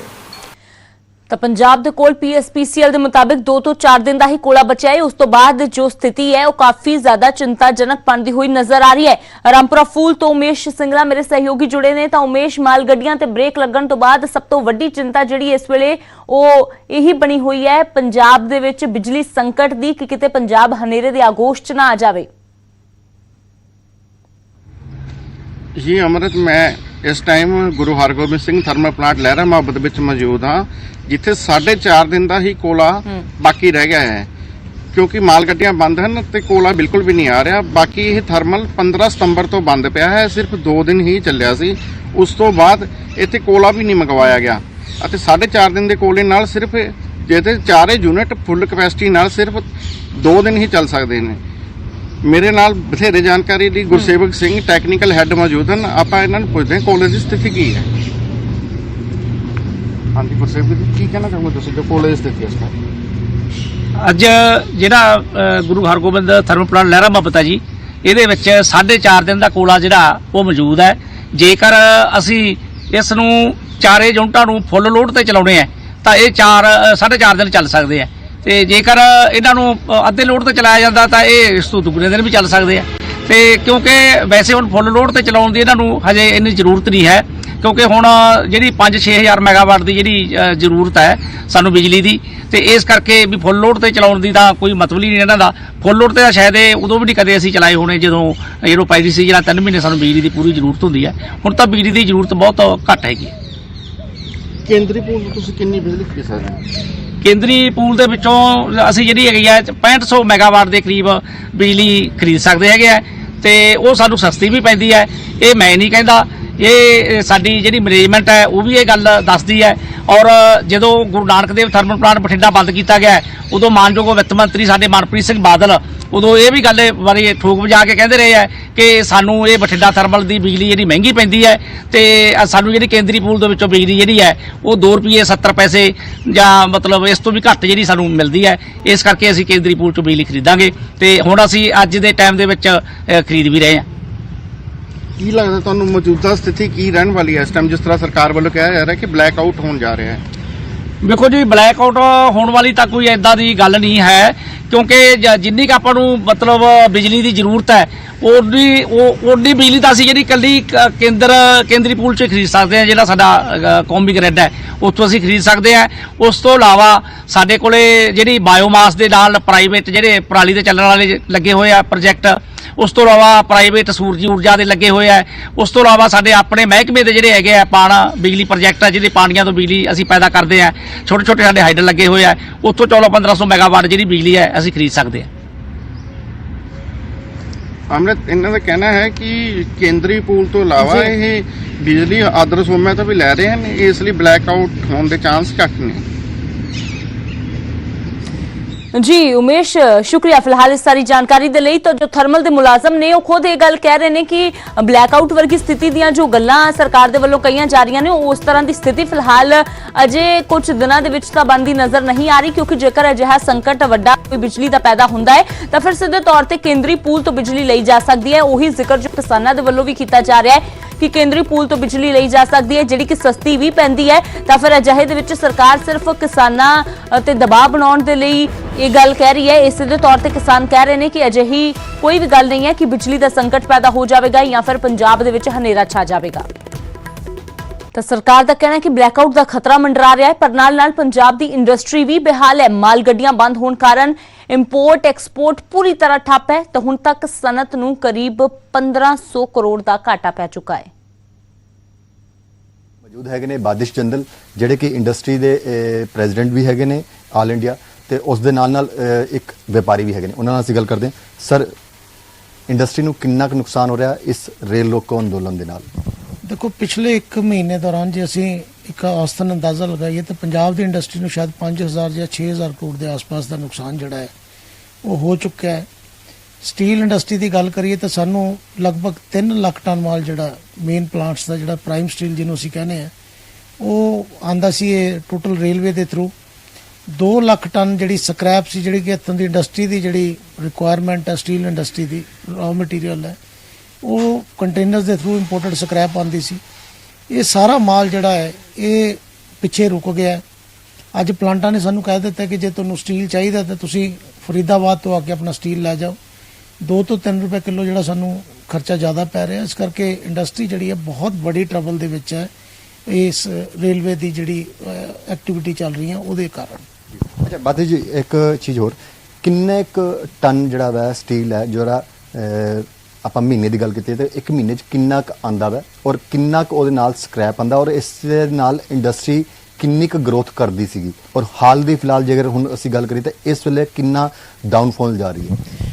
ਦੇਖੋ, ਇਸ ਤਰ੍ਹਾਂ ਹੈ ਕਿ ਜਿਹੜਾ ਪੰਜਾਬ ਦੀ ਜਿਹੜੀ ਇੰਡਸਟਰੀ ਹੈ, ਅਸੀਂ ਚਾਹੇ ਆਟੋ ਪਾਰਟ ਇੰਡਸਟਰੀ ਲਗਾ ਲਈਏ ਚਾਹੇ ਬਾਈਸਾਈਕਲ ਇੰਡਸਟਰੀ ਲਗਾ ਲਈਏ, ਪ੍ਰਾਈਮ ਸਟੀਲ ਤੇ ਡਿਪੈਂਡ ਹੈ। ਪ੍ਰਾਈਮ ਸਟੀਲ ਹੈ ਜਿਹੜਾ ਪਲਾਂਟਾਂ ਤੋਂ ਸਾਨੂੰ ਆਉਂਦਾ ਹੈ, ਸਟੀਲ ਅਥਾਰਟੀ ਆਫ ਇੰਡੀਆ ਜਾਂ ਵਿਸ਼ਾਖਾਪਟਨਮ ਹੈ ਜਾਂ ਜਿੰਦਲ ਸਟੀਲ ਹੈ। ਇਹ ਪੂਰਾ ਜਿੰਨਾ HR ਕੋਇਲ CR ਕੋਇਲ ਜਿਹੜੇ ਆਉਂਦੇ ਨੇ, ਜਿੰਨਾ ਸਾਈਕਲ ਪਾਰਟ ਆ ਉਸ ਤੋਂ ਬਣਦਾ ਹੈ, ਜਿੰਨਾ ਆਟੋ ਪਾਰਟ ਆ ਉਸੇ ਸਟੀਲ ਤੋਂ ਹੀ ਜ਼ਿਆਦਾ ਬਣਾਇਆ ਜਾਂਦਾ। ਇਹ ਮਾਲ ਪਿੱਛੇ ਨਾ ਆਉਣ ਕਰਕੇ ਇਹਦੇ ਰੇਟ ਜਿਹੜੇ ਨੇ ਤੇ ਡੋਮੈਸਟਿਕ ਮਾਰਕੀਟ ਦੇ ਵਿੱਚ 4000 ਰੁਪਏ ਤੋਂ ਲੈ ਕੇ 5000 ਰੁਪਏ ਟਨ ਵੱਧ ਚੁੱਕੇ ਨੇ। ਬਲੈਕ ਮਾਰਕੀਟਿੰਗ ਸ਼ੁਰੂ ਹੋ ਗਈ ਹੈ। ਅੱਜ ਇੰਡਸਟਰੀ ਕੋਲ ਚਲਾਉਣ ਵਾਸਤੇ ਰॉ ਮਟੀਰੀਅਲ ਨਹੀਂ ਹੈ। ਅੱਜ ਹਾਲਾਤ ਇਹ ਨੇ ਕਿ ਜਿਹੜੇ ਟ੍ਰੇਡਰਸ ਨੇ ਉਹ 4-4 5-5 ਰੁਪਏ ਕਿਲੋ ਦੀ ਬਲੈਕ ਕਰਕੇ ਪਿੱਛੋਂ ਮਾਲ ਮੰਗਾ ਕੇ ਦੇ ਰਹੇ ਨੇ। ਇੰਡਸਟਰੀ ਵਾਸਤੇ ਇੱਕ ਕਾਲਾ ਦੌਰ ਹੈ। ਲੁਧਿਆਣਾ ਤੋਂ ਕੈਮਰਾਮੈਨ ਮਨੀਸ਼ ਦੇ ਨਾਲ ਰੋਹਿਤ ਗੌੜ। ਵਪਾਰੀ ਤੇ ਇੰਡਸਟਰੀ ਦੇ ਨਾਲ ਜੁੜੇ ਹੋਏ ਲੋਕ ਜ਼ਰੂਰ ਪਰੇਸ਼ਾਨ ਹੋ ਰਹੇ ਨੇ। ਉਧਰ ਇਸ ਸਭ ਦੇ ਵਿਚਾਲੇ ਜੋ ਬਿਜਲੀ ਸੰਕਟ ਮੰਡਰਾ ਰਿਹਾ ਹੈ, ਉੱਥੇ ਫੈਕਟਰੀ ਮਾਲਕਾਂ ਦੇ ਸਾਹ ਵੀ ਸੁੱਕੇ ਹੋਏ ਨੇ। ਮਲੇਰਕੋਟਲਾ 'ਚ ਫੈਕਟਰੀ ਮਾਲਕਾਂ ਤੇ ਸੰਕਟ ਖੜਾ ਹੋ ਗਿਆ ਕਿਉਂਕਿ ਫੈਕਟਰੀ ਮਾਲਕਾਂ ਤੇ ਵਰਕਰਾਂ ਨੇ ਆਪਣਾ ਦਰਦ ਬਿਆਨ ਕਰਦਿਆਂ ਕਿਹਾ ਹੈ ਕਿ ਉਹਨਾਂ ਦੇ ਵੱਲੋਂ ਬਾਹਰੋਂ ਆਰਡਰ ਲਏ ਹੋਏ ਨੇ ਤੇ ਸੰਕਟ ਖੜਾ ਹੋਣ ਨਾਲ ਆਰਡਰ ਕੈਂਸਲ ਹੋ ਜਾਣਗੇ, ਜਿਸ ਕਾਰਨ ਉਹਨਾਂ ਨੂੰ ਜੁਰਮਾਨਾ ਭਰਨਾ ਪਵੇਗਾ। ਅਸੀਂ ਮਲੇਰਕੋਟਲਾ ਦੀ ਬੂਟ ਬਣਾਉਣ ਵਾਲੀ ਫੈਕਟਰੀ ਦੇ ਵਿੱਚ ਖੜੇ ਹਾਂ, ਜਿੱਥੇ ਕਿ ਹਜ਼ਾਰਾਂ ਹੀ ਵਰਕਰ ਕੰਮ ਕਰਦੇ ਹਨ। ਉਹਨਾਂ ਦੇ ਸਾਹ ਸੁੱਕੇ ਪਏ ਹੋਣ ਮਾਲਕਾਂ ਦੇ, ਜਿਨ੍ਹਾਂ ਨੇ ਦੀਵਾਲੀ ਮੌਕੇ ਆਰਡਰ ਭੁਗਤਾਉਣੇ ਹਨ। ਉਹਨਾਂ ਦੇ ਨਾਲ ਗੱਲਬਾਤ ਕਰਦੇ ਹਾਂ। ਹਾਂਜੀ ਹਾਂਜੀ ਭਾਈ ਜਾਨ, ਸਾਨੂੰ ਜਦ ਪਤਾ ਲੱਗਿਆ ਨਾ, ਪਹਿਲਾਂ ਅਸੀਂ ਪਰੇਸ਼ਾਨ ਤੇ ਆਪਣੇ ਜਿਹੜਾ ਕਰੋਨਾ ਦਾ ਉਹ ਕਹਿਰ ਆਇਆ ਉਹਦੇ ਉੱਤੇ ਬਹੁਤ ਪਰੇਸ਼ਾਨ ਰਹੇ। ਅਸੀਂ ਲੋਕਡਾਊਨ ਹੋ ਗਏ, ਬੰਦ ਹੋਏ, ਸਾਡੇ ਕਾਰੋਬਾਰ ਬੰਦ ਹੋ ਗਏ। ਸਾਡੇ ਆਪਣੇ ਜਿੰਨੇ ਵੀ ਵਰਕਰ ਨੇ ਸਾਰੇ ਘਰਾਂ 'ਚ ਬੈਠ ਕੇ ਸਾਨੂੰ ਇਹਦੀ ਮਹਾਮਾਰੀ ਬਹੁਤ ਸਾਨੂੰ ਝੱਲਣੀ ਪਈ। ਸਾਡਾ ਬਹੁਤ ਵੱਡੇ ਪੱਧਰ ਤੇ ਨੁਕਸਾਨ ਹੋਇਆ। ਉਹਦੀ ਬਾਅਦ ਅਸੀਂ ਹੁਣ ਸਾਨੂੰ ਬਿਜਲੀ ਦਾ ਪਤਾ ਲੱਗਿਆ ਕਿ ਬਲੈਕਡਾਊਨ ਨਾਲ ਜੇ ਬਿਜਲੀ ਸ਼ਾਰਟੇਜ ਹੋ ਰਹੀ ਹੈ, ਸਾਡਾ ਸਾਹ ਸੁੱਕ ਗਏ। ਸਾਨੂੰ ਕਿਹਾ ਤਾਂ ਬਹੁਤ ਨੁਕਸਾਨ ਹੋ ਜਾਏਗਾ, ਸਾਡੇ ਕਾਰੋਬਾਰ ਬੰਦ ਹੋ ਜਾਣਗੇ, ਅਸੀਂ ਟਾਈਮ ਤੇ ਆਪਣੇ ਆਰਡਰ ਨਹੀਂ ਭੁਗਤਾ ਸਕਾਂਗੇ। ਬਹੁਤ ਪਰੇਸ਼ਾਨੀ, ਸਾਡੇ ਵਰਕਰ ਵੀ ਸਾਰੇ ਪਰੇਸ਼ਾਨ ਹੈ।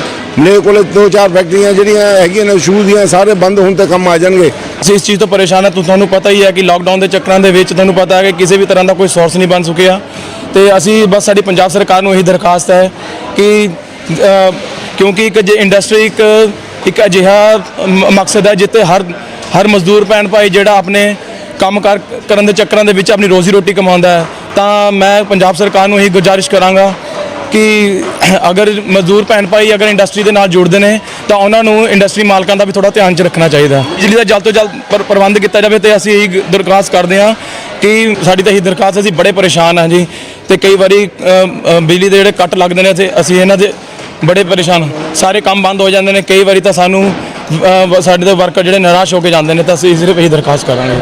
ਮਲੇਰਕੋਟਲਾ ਤੋਂ ਕੈਮਰਾਮੈਨ ਸ਼ਾਹਿਦ ਜਵੈਰੀ ਦੇ ਨਾਲ ਰਵੀ ਆਜ਼ਾਦ, ਨਿਊਜ਼ 18।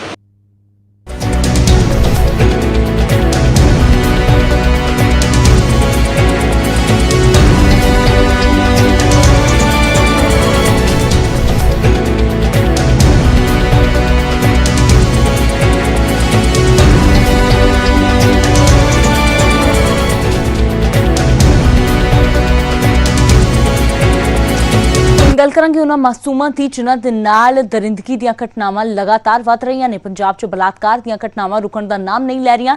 ਟਾਂਡਾ ਦੇ ਵਿੱਚ ਹੋਈ ਹੈਵਾਨੀਅਤ ਦਾ ਮਾਮਲਾ ਅਜੇ ਠੰਡਾ ਨਹੀਂ ਹੋਇਆ ਸੀ ਕਿ ਹੁਣ ਬਰਨਾਲਾ ਦੇ ਵਿੱਚ ਮਾਸੂਮ ਦੇ ਨਾਲ ਰੇਪ ਦਾ ਮਾਮਲਾ ਸਾਹਮਣੇ ਆਇਆ ਹੈ। ਸਵਾਲ ਇਹ ਹੈ ਕਿ ਆਖਿਰਕਾਰ ਮਾਸੂਮਾਂ ਦੇ ਨਾਲ ਦਰਿੰਦਗੀ ਕਦੋਂ ਨਕੇਲ ਕੱਸੀ ਜਾਵੇਗੀ। ਪਿੰਡ ਹੁਣ ਦਾਨਗੜ੍ਹ ਦੇ ਵਿੱਚ 4 ਸਾਲਾ ਮਾਸੂਮ ਨਾਲ ਬਲਾਤਕਾਰ ਕੀਤਾ ਗਿਆ ਹੈ ਤੇ ਬਲਾਤਕਾਰ ਦੇ ਇਲਜ਼ਾਮ ਗੁਆਂਢ ਵਿੱਚ ਰਹਿੰਦੇ ਲੜਕੇ ਤੇ ਹੀ ਲੱਗੇ ਨੇ। ਮੁਲਜ਼ਮ ਬੱਚੀ ਨੂੰ ਵਰਗਲਾ ਕੇ ਆਪਣੇ ਘਰ ਲੈ ਗਿਆ, ਉਸ ਨੂੰ ਹੈਵਾਨੀਅਤ ਦਾ ਸ਼ਿਕਾਰ ਬਣਾਇਆ ਤੇ ਮੌਕੇ ਤੋਂ ਫਰਾਰ ਹੋ ਗਿਆ। ਹਾਲਾਂਕਿ ਹੁਣ ਪੁਲਿਸ ਨੇ ਮੁਲਜ਼ਮ ਨੂੰ ਗ੍ਰਿਫਤਾਰ ਕਰ ਲਿਆ ਹੈ। ਮੁਲਜ਼ਮ ਨਾਬਾਲਿਗ ਦੱਸਿਆ ਜਾ ਰਿਹਾ ਹੈ, ਪਰ ਸਵਾਲ ਬੱਚੀਆਂ ਦੀ ਸੁਰੱਖਿਆ ਨੂੰ ਲੈ ਕੇ ਆ ਕਿ ਆਖਿਰਕਾਰ ਕਦੋਂ ਸੁਰੱਖਿਅਤ ਹੋਣਗੀਆਂ ਬੱਚੀਆਂ ਤੇ ਉਸ ਤੋਂ ਇਲਾਵਾ ਜੋ ਇਹਨਾਂ ਤੇ ਠੱਲ ਕਦੋਂ ਪਵੇਗੀ। ਜੋ ਮਾਮਲੇ ਹਰ ਰੋਜ਼ ਸਾਹਮਣੇ ਆ ਰਹੇ ਨੇ, ਉਸ ਤੋਂ ਪਹਿਲਾਂ ਦੱਸ ਦਈਏ ਕਿ ਟਾਂਡਾ ਦੇ ਵਿੱਚ ਮਾਸੂਮ ਬੱਚੀ ਦੇ ਨਾਲ ਦਰਿੰਦਗੀ ਕੀਤੀ ਗਈ ਤੇ ਉਸ ਤੋਂ ਬਾਅਦ ਬੇਰਹਿਮੀ ਦੇ ਨਾਲ ਉਸ ਦਾ ਕਤਲ ਕਰ ਦਿੱਤਾ ਗਿਆ ਤੇ ਉਸ ਤੋਂ ਬਾਅਦ ਹੁਣ ਬਰਨਾਲਾ ਦੇ ਵਿੱਚ 4 ਸਾਲ ਦੀ ਬੱਚੀ ਜਿਸ ਨੂੰ ਸ਼ਾਇਦ ਕੁਝ ਸਮਝ ਵੀ ਨਹੀਂ ਹੈ ਕਿ ਕੀ ਭਾਣਾ ਉਸ ਦੇ ਨਾਲ ਵਾਪਰਿਆ ਹੈ, ਉਸ ਬੱਚੀ ਨੂੰ ਸ਼ਿਕਾਰ ਬਣਾਇਆ ਗਿਆ ਹੈ। ਫਿਲਹਾਲ ਪੁਲਿਸ ਨੇ ਮੁਲਜ਼ਮ ਨੂੰ ਗ੍ਰਿਫਤਾਰ ਤਾਂ ਕਰ ਲਿਆ ਹੈ, ਪਰ ਸਿੱਧੇ ਤੌਰ ਤੇ ਮਾਨਸਿਕਤਾ ਕਿੱਧਰ ਜਾ ਰਹੀ ਹੈ ਲੋਕਾਂ ਦੀ, ਇਸ ਤੇ ਵੀ ਸਵਾਲ ਖੜੇ ਹੋ ਰਹੇ ਨੇ।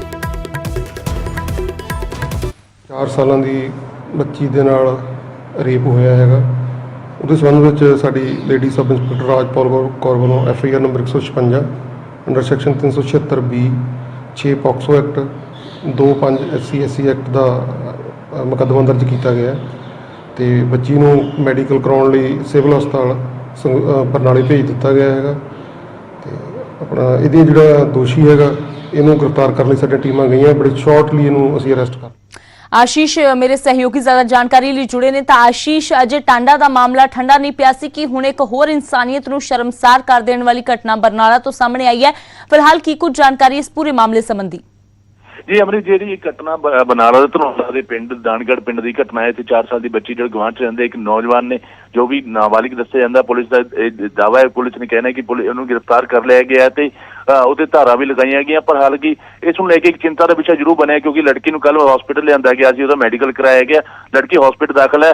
ਹੁਣੀ ਇੱਥੇ ਪੰਜਾਬ ਪ੍ਰਦੇਸ਼ ਦੇ ਇੱਕ ਮੀਤ ਪ੍ਰਧਾਨ ਨੇ ਕੇਵਲ ਸਿੰਘ ਤੇ ਲੋਕ ਵੀ ਉੱਥੇ ਪਹੁੰਚੇ ਨੇ, SSP DC ਸਾਰੇ ਪ੍ਰਸ਼ਾਸਨ ਅੱਜ ਹਸਪੀਟਲ ਵਿੱਚ ਪਹੁੰਚੇ ਹੋਏ ਨੇ। ਲੜਕੀ ਹਸਪੀਟਲ ਦਾਖਲ ਹੈ, ਹਾਲਾਂਕਿ ਉਹ ਦੱਸਿਆ ਜਾ ਰਿਹਾ ਕਿ ਉਹਦੀ ਤਬੀਅਤ ਠੀਕ ਹੈ, ਮਤਲਬ ਕਿ ਉਹ ਨਹੀਂ, ਫਿਰ ਵੀ ਉਹਦਾ ਮੈਡੀਕਲ ਕਰਾਉਣ ਤੱਕ ਉੱਥੇ ਰੱਖਿਆ ਗਿਆ ਹਸਪੀਟਲ।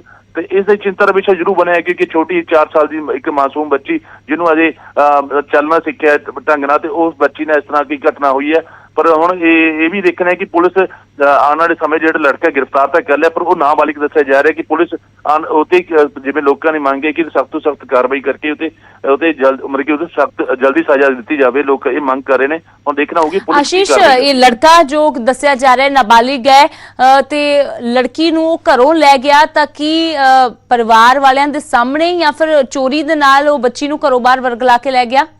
ਜਿੱਥੋਂ ਤੱਕ ਇਹ ਪਤਾ ਲੱਗ ਰਿਹਾ ਲੜਕਾ ਇਹ ਗੁਆਂਢ ਵਿੱਚ ਸੀ, ਲੜਕੀ ਇਹ ਘਰ ਦੇ ਬਾਹਰ ਖੇਡ ਰਹੀ ਸੀ, ਉਹਨੂੰ ਕੋਈ ਚੀਜ਼ ਦਿਵਾਉਣ ਦੇ ਬਹਾਨੇ ਆਪਣੇ ਘਰੇ ਲੈ ਗਿਆ। ਲੜਕਾ ਘਰੇ ਇਕੱਲਾ ਸੀ ਤੇ ਲੜਕੀ ਦੇ ਜਿਹੜੇ ਬੱਚੀ ਦੇ ਜਿਹੜੇ ਮਤਲਬ ਮਾਪਿਓ ਨੇ ਉਹ ਦਿਹਾੜੀ ਕਰਦੇ ਨੇ, ਉਹ ਕੰਮ ਕਰਨ ਗਏ ਹੋਏ ਸੀ ਤੇ ਉਹਨੇ ਉਹਦੇ ਦਾਦੀ ਉਹਦੇ ਘਰੇ ਸੀ, ਜਿਸ ਨੂੰ ਲੈ ਕੇ ਬੱਚੇ ਨੂੰ ਘਰੇ ਲਿਆ ਕੇ ਘਟਨਾ ਜਦੋਂ ਬੱਚੀ ਰੋਂਦੀ ਵਾਪਸ ਆਈ ਤੇ ਉਹਦੇ ਪਰਿਵਾਰ ਨੇ ਰੋਂਦੀ ਦੇਖ ਕੇ ਉਸਨੇ ਇਹ ਘਟਨਾ ਦੀ ਜਾਣਕਾਰੀ ਮਿਲੀ।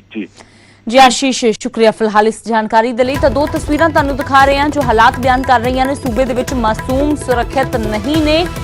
एक पासे 6 साल दी मासूम दे नाल टांडा दे विच रेप कीता जांदा है, उस तो बाद उस नूं अग दे हवाले कर दित्ता जांदा है। दूसरी घटना 4 साल की बच्ची दे नाल बलात्कार दी है जिहड़ी बरनाला तो सामने आई है। दोवें पासे जो बच्चियां नूं घर तो ही जिहड़ा लैके गया है वरगला के, तो दोवें पासे नाबालिग ही ने, चाहे टांडा होवे या बरनाला होवे, जिहड़े बच्चियां नूं वरगला के कुछ दवाउण दे बहाने घर तो बाहर लै गए। तो उस तो बाद इस हैवानियत नूं अंजाम दिता गया। तो पूरी तरह जो लगातार अजिहे मामले सामने आ रहे हैं, सियासत भी पकी हुई है। साबका केंद्रीय मंत्री ते बीजेपी आगू विजय सांपला ने इस घटना की सख्त शब्दां ते निंदा की है ते सरकार ते सवाल खड़े किए ने।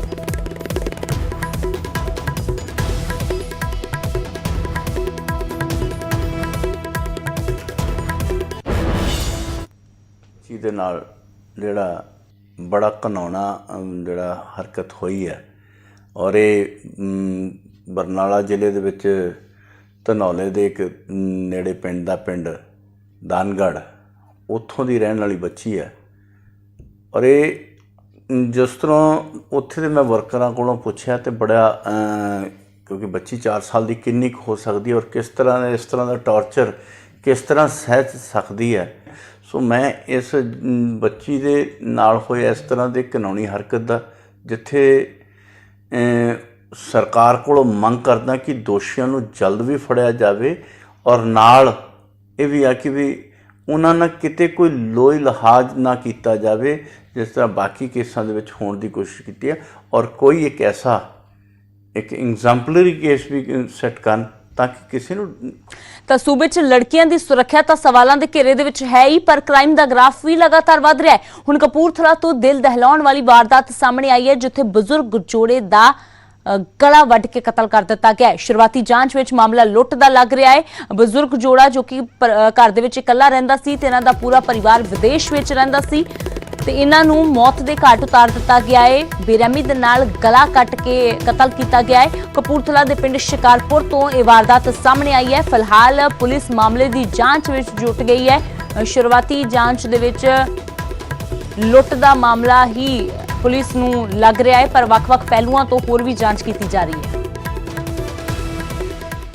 ਤੇ 2 ਦਿੱਤੇ ਹੋਏ ਤੇ ਭਾਊ ਦੇ ਵਿੱਚ ਤੇ 2 ਬੋਰੇ ਦਿੱਤੇ ਹੋਏ ਸੀ ਤੇ ਜਦੋਂ ਮੈਂ ਦੇਖਿਆ ਇਧਰ ਨੂੰ ਤਾਂ ਮੈਂ ਕਿਹਾ ਇਹ ਕੋਈ ਕੰਮ ਮਾੜਾ ਹੋ ਗਿਆ। ਮੈਂ ਉਰੇ ਆ ਕੇ 4 ਕਰ ਮੈਂ ਉਰਾ ਆਇਆ ਤੇ ਜਦੋਂ ਇੱਥੇ ਆਇਆ ਤੇ ਇੱਥੇ ਖੂਨ ਵਗਦਾ ਸੀ। ਫਿਰ ਮੈਂ ਦੁਬਾਰਾ ਉਸੇ ਪੈਰੀ ਭੱਜ ਗਿਆ ਆਪਦੇ ਭਰਾ ਦੇ ਘਰ ਤੇ ਭਾਊ ਮੇਰਾ ਠੀਕ ਨਹੀਂ ਤੇ ਭਾਬੀ ਨੂੰ ਮੈਂ ਕਿਹਾ ਭਾਬੀ ਭੱਜ ਕੇ ਆਈ ਪਤਾ ਨਹੀਂ ਕੀ ਆ।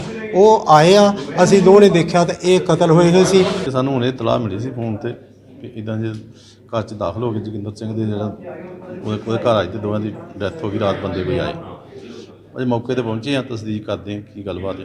ਸ਼ੁਰੂਆਤੀ ਕੀ ਲੱਗਦਾ ਜੀ? ਹਾਂਜੀ ਸ਼ੁਰੂਆਤ ਇਹ ਲੱਗਦਾ ਵੀ ਇਹਨਾਂ ਦੀ ਕੋਈ ਲਾਗਤਬਾਜ਼ੀ ਵੀ ਹੈਗੀ ਆ। जगजीत तंजू मेरे सहयोगी ज्यादा जानकारी ਲਈ जुड़े ने। ਤਾਂ ਜਗਜੀਤ ਫਿਲਹਾਲ ਕੀ ਕੁਝ ਪਤਾ ਲੱਗ ਪਾਇਆ ਹੈ ਕਿ ਵਾਕਈ ਦੇ ਵਿੱਚ ਸਿਰਫ ਲੁੱਟ ਦੇ ਇਰਾਦੇ ਦੇ ਨਾਲ ਕਤਲ ਕੀਤਾ ਗਿਆ ਹੈ ਜਾਂ ਕੋਈ ਹੋਰ ਐਂਗਲ ਸਾਹਮਣੇ ਆ ਰਿਹਾ ਹੈ? ਅਮਰ, ਜਿਸ ਤਰ੍ਹਾਂ ਸਾਡੀ ਪੁਲਿਸ ਨਾਲ ਗੱਲ ਹੋਈ ਹੈ ਹੁਣ ਜ਼ਿਲ੍ਹੇ ਦੇ ਵੱਡੇ ਅਧਿਕਾਰੀ ਜਿਹਦੇ ਵਿੱਚ ਐਸਪੀ ਔਰ ਅਲੱਗ-ਅਲੱਗ ਟੀਮਾਂ ਜਿਹੜੀ ਡੋਸਕੋ ਤੋਂ ਹੋਰ ਟੀਮਾਂ ਜਿਹੜੀਆਂ ਇੱਥੇ ਆ ਕੇ ਜਾਂਚ ਕਰ ਰਹੀਆਂ ਨੇ, ਤਾਂ ਸਭ ਤੋਂ ਪਹਿਲਾਂ ਇਹ ਲੁੱਟ ਔਰ ਦੂਸਰਾ ਇਹਦੇ ਵਿੱਚ ਇਹ ਵੀ ਨਜ਼ਰ ਆਉਂਦਾ ਹੈ ਕਿ ਕੋਈ ਜਾਣਕਾਰ ਵੀ ਹੋ ਸਕਦਾ ਹੈ ਕਿਉਂਕਿ ਜਿਸ ਹਿਸਾਬ ਨਾਲ ਇੱਕ ਘਰ ਦੇ ਵਿੱਚ ਸਮਾਨ ਖਿਲ ਰਿਹਾ ਹੈ ਉਹ ਸਟੋਰ ਦੇ ਵਿੱਚ ਜਾ ਕੇ ਹੀ ਉਹਨਾਂ ਨੇ ਜੋ ਬੈਡਰੂਮ ਆ ਉਹਦੇ ਵਿੱਚ ਜਾ ਕੇ ਹੀ ਸਮਾਨ ਖਿਲਾ ਰਿਹਾ ਹੈ ਔਰ ਉਸ ਤੋਂ ਬਾਅਦ ਹੋ ਸਕਦਾ ਹੈ ਕਿ ਇਹ ਇਹਨਾਂ ਜੋ ਬਜ਼ੁਰਗ ਨੇ ਇਹਨਾਂ ਲੋਕਾਂ ਨੂੰ ਪਹਿਚਾਣ ਲਿਆ ਗਿਆ ਹੋਵੇ, ਉਸ ਤੋਂ ਬਾਅਦ ਹੱਤਿਆ ਕੀਤੀ ਗਈ। ਇੱਕ ਤਾਂ ਇਸ ਐਂਗਲ ਤੋਂ ਦੇਖਿਆ ਜਾ ਰਿਹਾ ਹੈ ਔਰ ਦੂਸਰਾ ਇਹ ਜਿਹੜਾ ਘਰ ਹੈ ਇਹ ਪਿੰਡ ਦੇ ਬਿਲਕੁਲ ਵਿਚਕਾਰ ਹੈ ਔਰ ਇਹਨਾਂ ਦੇ ਜਿਹੜੇ ਪਰਿਵਾਰ ਨੇ, ਇੱਕ ਲੜਕਾ ਜਿਹੜਾ ਸੁਲਤਾਨਪੁਰ ਦੇ ਵਿੱਚ ਮੈਡੀਕਲ ਸਟੋਰ ਚਲਾਉਂਦਾ ਹੈ ਔਰ ਦੂਸਰਾ ਜਿਹੜਾ ਲੜਕਾ ਹੈ ਉਹ ਵਿਦੇਸ਼ ਵਿੱਚ ਆਪਣੇ ਪਰਿਵਾਰ ਦੇ ਨਾਲ ਰਹਿੰਦਾ ਹੈ ਤੇ ਇਹ ਦੋਨੇ ਜਿਹੜੇ ਬਜ਼ੁਰਗ ਨੇ ਤਾਂ ਇੱਕ ਘਰ ਦੇ ਵਿੱਚ ਇਕੱਲੇ ਰਹਿੰਦੇ ਨੇ। ਤਾਂ ਇਹ ਹੋ ਸਕਦਾ ਹੈ ਕਿ ਇਸ ਤੋਂ ਪਹਿਲਾਂ ਜਿਹੜੇ ਲੁੱਟ ਕਰਨ ਵੀ ਆਏ ਹੋਣ ਤਾਂ ਉਹ ਲੋਕ ਜਾਂ ਇਹਨਾਂ ਨੂੰ ਜਾਣ ਪਛਾਣਦੇ ਹੋਣ ਔਰ ਇਹਨਾਂ ਦੀ ਜਾਣ ਪਛਾਣ ਤੋਂ ਬਾਅਦ ਹੀ ਜਿਹੜਾ ਇਹਨਾਂ ਨੂੰ ਦੇਖ ਲੈਣ ਤੋਂ ਬਾਅਦ ਹੀ ਜਿਹੜਾ ਇਹਨਾਂ ਦੀ ਹੱਤਿਆ ਕਰ ਦਿੱਤੀ ਗਈ ਹੋਵੇ। ਔਰ ਇੱਕ ਅੰਮ੍ਰਿਤ ਇਹਦੇ ਵਿੱਚ ਦੂਜੀ ਗੱਲ ਜਿਹੜੀ ਹੈ ਉਹਨਾਂ ਵੱਲੋਂ ਬੇਰਹਿਮੀ ਦੇ ਨਾਲ ਜੋ ਹੱਤਿਆ ਤਾਂ ਕੀਤੀ ਗਈ ਆ, ਗਲੇ ਕੱਟੇ ਗਏ ਨੇ, ਉਸ ਤੋਂ ਬਾਅਦ ਜਿਹੜੇ ਅਨਾਜ ਦੇ ਬੋਰੇ ਨੇ ਉਹ ਦੋਨਾਂ ਲਾਸ਼ਾਂ ਦੇ ਉੱਪਰ ਰੱਖੇ ਗਏ ਨੇ ਤੇ ਅਗਰ ਇਹਨਾਂ ਦੇ ਵਿੱਚ ਥੋੜੇ ਬਹੁਤੇ ਸਾਹ ਵੀ ਬਚੇ ਹੋਣ ਤਾਂ ਉਹ ਵੀ ਬਿਲਕੁਲ ਖਤਮ ਹੋ ਜਾਣ ਤਾਂ ਕਿ ਉਹਨੇ ਪਹਿਚਾਣ ਨਾ ਹੋ ਸਕੇ। ਜਗਜੀਤ, ਵਾਕਈ ਦੇ ਵਿੱਚ ਕਾਫੀ ਦਿਲ ਨੂੰ ਝੰਜੋੜ ਕਰ ਦੇਣ ਵਾਲਾ ਇਹ ਮਾਮਲਾ ਹੈ। ਸ਼ੁਕਰੀਆ ਫਿਲਹਾਲ ਇਸ ਸਾਰੀ ਜਾਣਕਾਰੀ ਦੇ ਲਈ। ਤਾਂ ਪੁਲਿਸ ਵੱਖ-ਵੱਖ ਪਹਿਲੂਆਂ ਤੋਂ ਇਸ ਮਾਮਲੇ ਦੀ ਜਾਂਚ ਕਰਨ ਦੇ ਵਿੱਚ ਹੁਣ ਜੁਟ ਗਈ ਹੈ। ਤੇ ਗੱਲ ਕਰਦੇ ਹੁਣ ਇੱਕ ਅਜਿਹੇ ਬਿਲਡਰ ਦੀ ਜਿਸ ਤੇ ਪੁਲਿਸ ਵਾਲਿਆਂ ਦੇ ਨਾਲ ਹੀ ਧੋਖਾਧੜੀ ਦੇ ਇਲਜ਼ਾਮ ਲੱਗੇ ਨੇ। ਰਿਟਾਇਰਡ ਪੁਲਿਸ ਅਧਿਕਾਰੀਆਂ ਮੁਤਾਬਕ ਬਿਲਡਰ ਨੇ 5 ਸਾਲ ਬਾਅਦ ਵੀ ਜ਼ਮੀਨ ਨਹੀਂ ਦਿੱਤੀ ਤੇ ਦੂਜੇ ਪਾਸੇ ਬਿਲਡਰ ਨੇ ਆਪਣੇ ਤੇ ਲੱਗੇ ਇਲਜ਼ਾਮਾਂ ਨੂੰ ਬੇਬੁਨਿਆਦ ਦੱਸਿਆ ਹੈ। ਬਿਲਡਰ ਦੇ ਝਾਂਸੇ 'ਚ ਲੁੱਟ ਗਏ ਪੁਲਿਸ ਵਾਲੇ। ਨਾ 2 ਗਜ਼ ਦੀ ਜ਼ਮੀਨ ਮਿਲੀ ਤੇ ਨਾ ਹੀ ਮਿਲੇ ਪੈਸੇ।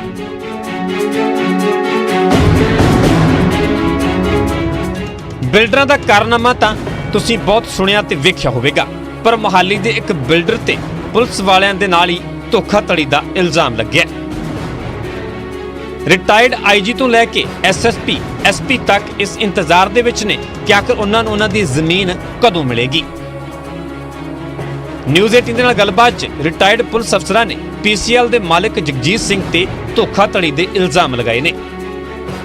ਇਨ੍ਹਾਂ ਮੁਤਾਬਿਕ 2015 ਦੇ ਵਿੱਚ ਹੀ ਨਿਊ ਮੁੱਲਾਪੁਰ ਦੀ ਸੁਸਾਇਟੀ 'ਚ ਜ਼ਮੀਨ ਦੇਣ ਦਾ ਭਰੋਸਾ ਦਿੱਤਾ ਗਿਆ ਸੀ, ਪਰ ਪੈਸੇ ਦੇਣ ਦੇ ਬਾਅਦ ਵੀ ਉਹਨਾਂ ਦੇ ਹੱਥ ਕੁਝ ਨਹੀਂ ਲੱਗਿਆ। ਇਹ ਜੀ ਤਕਰੀਬਨ 111 ਕਰੋੜ ਕੁਛ ਹੈ। ਠੀਕ ਹੈ, ਉਹ ਪੈਸਾ ਜਮ੍ਹਾਂ ਹੋਇਆ ਵਾ ਉਦੋਂ ਦਾ। ਠੀਕ ਹੈ, ਅੱਜ ਤੱਕ ਉੱਥੇ ਕੋਈ ਡਿਵੈਲਪਮੈਂਟ ਨਹੀਂ ਹੋਈ। ਠੀਕ ਹੈ, ਖਾਸ ਤੌਰ ਤੇ ਜਿਹੜੇ 400-500 ਹਜ਼ਾਰ ਗਜ ਦੇ ਪਲਾਟ ਆ ਉੱਥੇ ਤਾਂ ਇੱਕ ਇੱਟ ਵੀ ਨਹੀਂ ਲੱਗੀ। ਠੀਕ ਹੈ, ਜਿਹੜੇ ਦੂਜੇ ਪਲਾਟ ਨੇ 150 ਗਜ ਵਾਲੇ 200 ਵਾਲੇ, ਉਹ ਇੱਕ ਪੱਠਾ ਸੀ, ਲੋ ਲਾਇੰਗ ਏਰੀਆ, ਉੱਥੇ ਕੋਈ ਡਿਵੈਲਪਮੈਂਟ ਨਹੀਂ ਹੋਈ। ਉਹਨਾਂ ਪਲਾਟਾਂ ਦੇ ਵਿੱਚੋਂ ਮਿੱਟੀ ਚੱਕ ਕੇ ਜੋ ਇਹ ਰੋਡ ਬਣਾ ਰਹੇ ਨੇ, ਲਿੰਕ ਰੋਡ, ਸਟਰੀਟ ਰੋਡਸ, ਉਹਨਾਂ ਉੱਤੇ ਪਾਤੇ। ਅਜੇ ਤੱਕ ਕਿਸੇ ਵੀ ਮੈਂਬਰ ਨੂੰ ਇੱਕ ਵੀ ਪਲਾਟ ਨਹੀਂ ਮਿਲਿਆ। ਇਹ 11ਵਾਂ ਸਾਲ ਚੱਲ ਰਿਹਾ ਹੁਣ।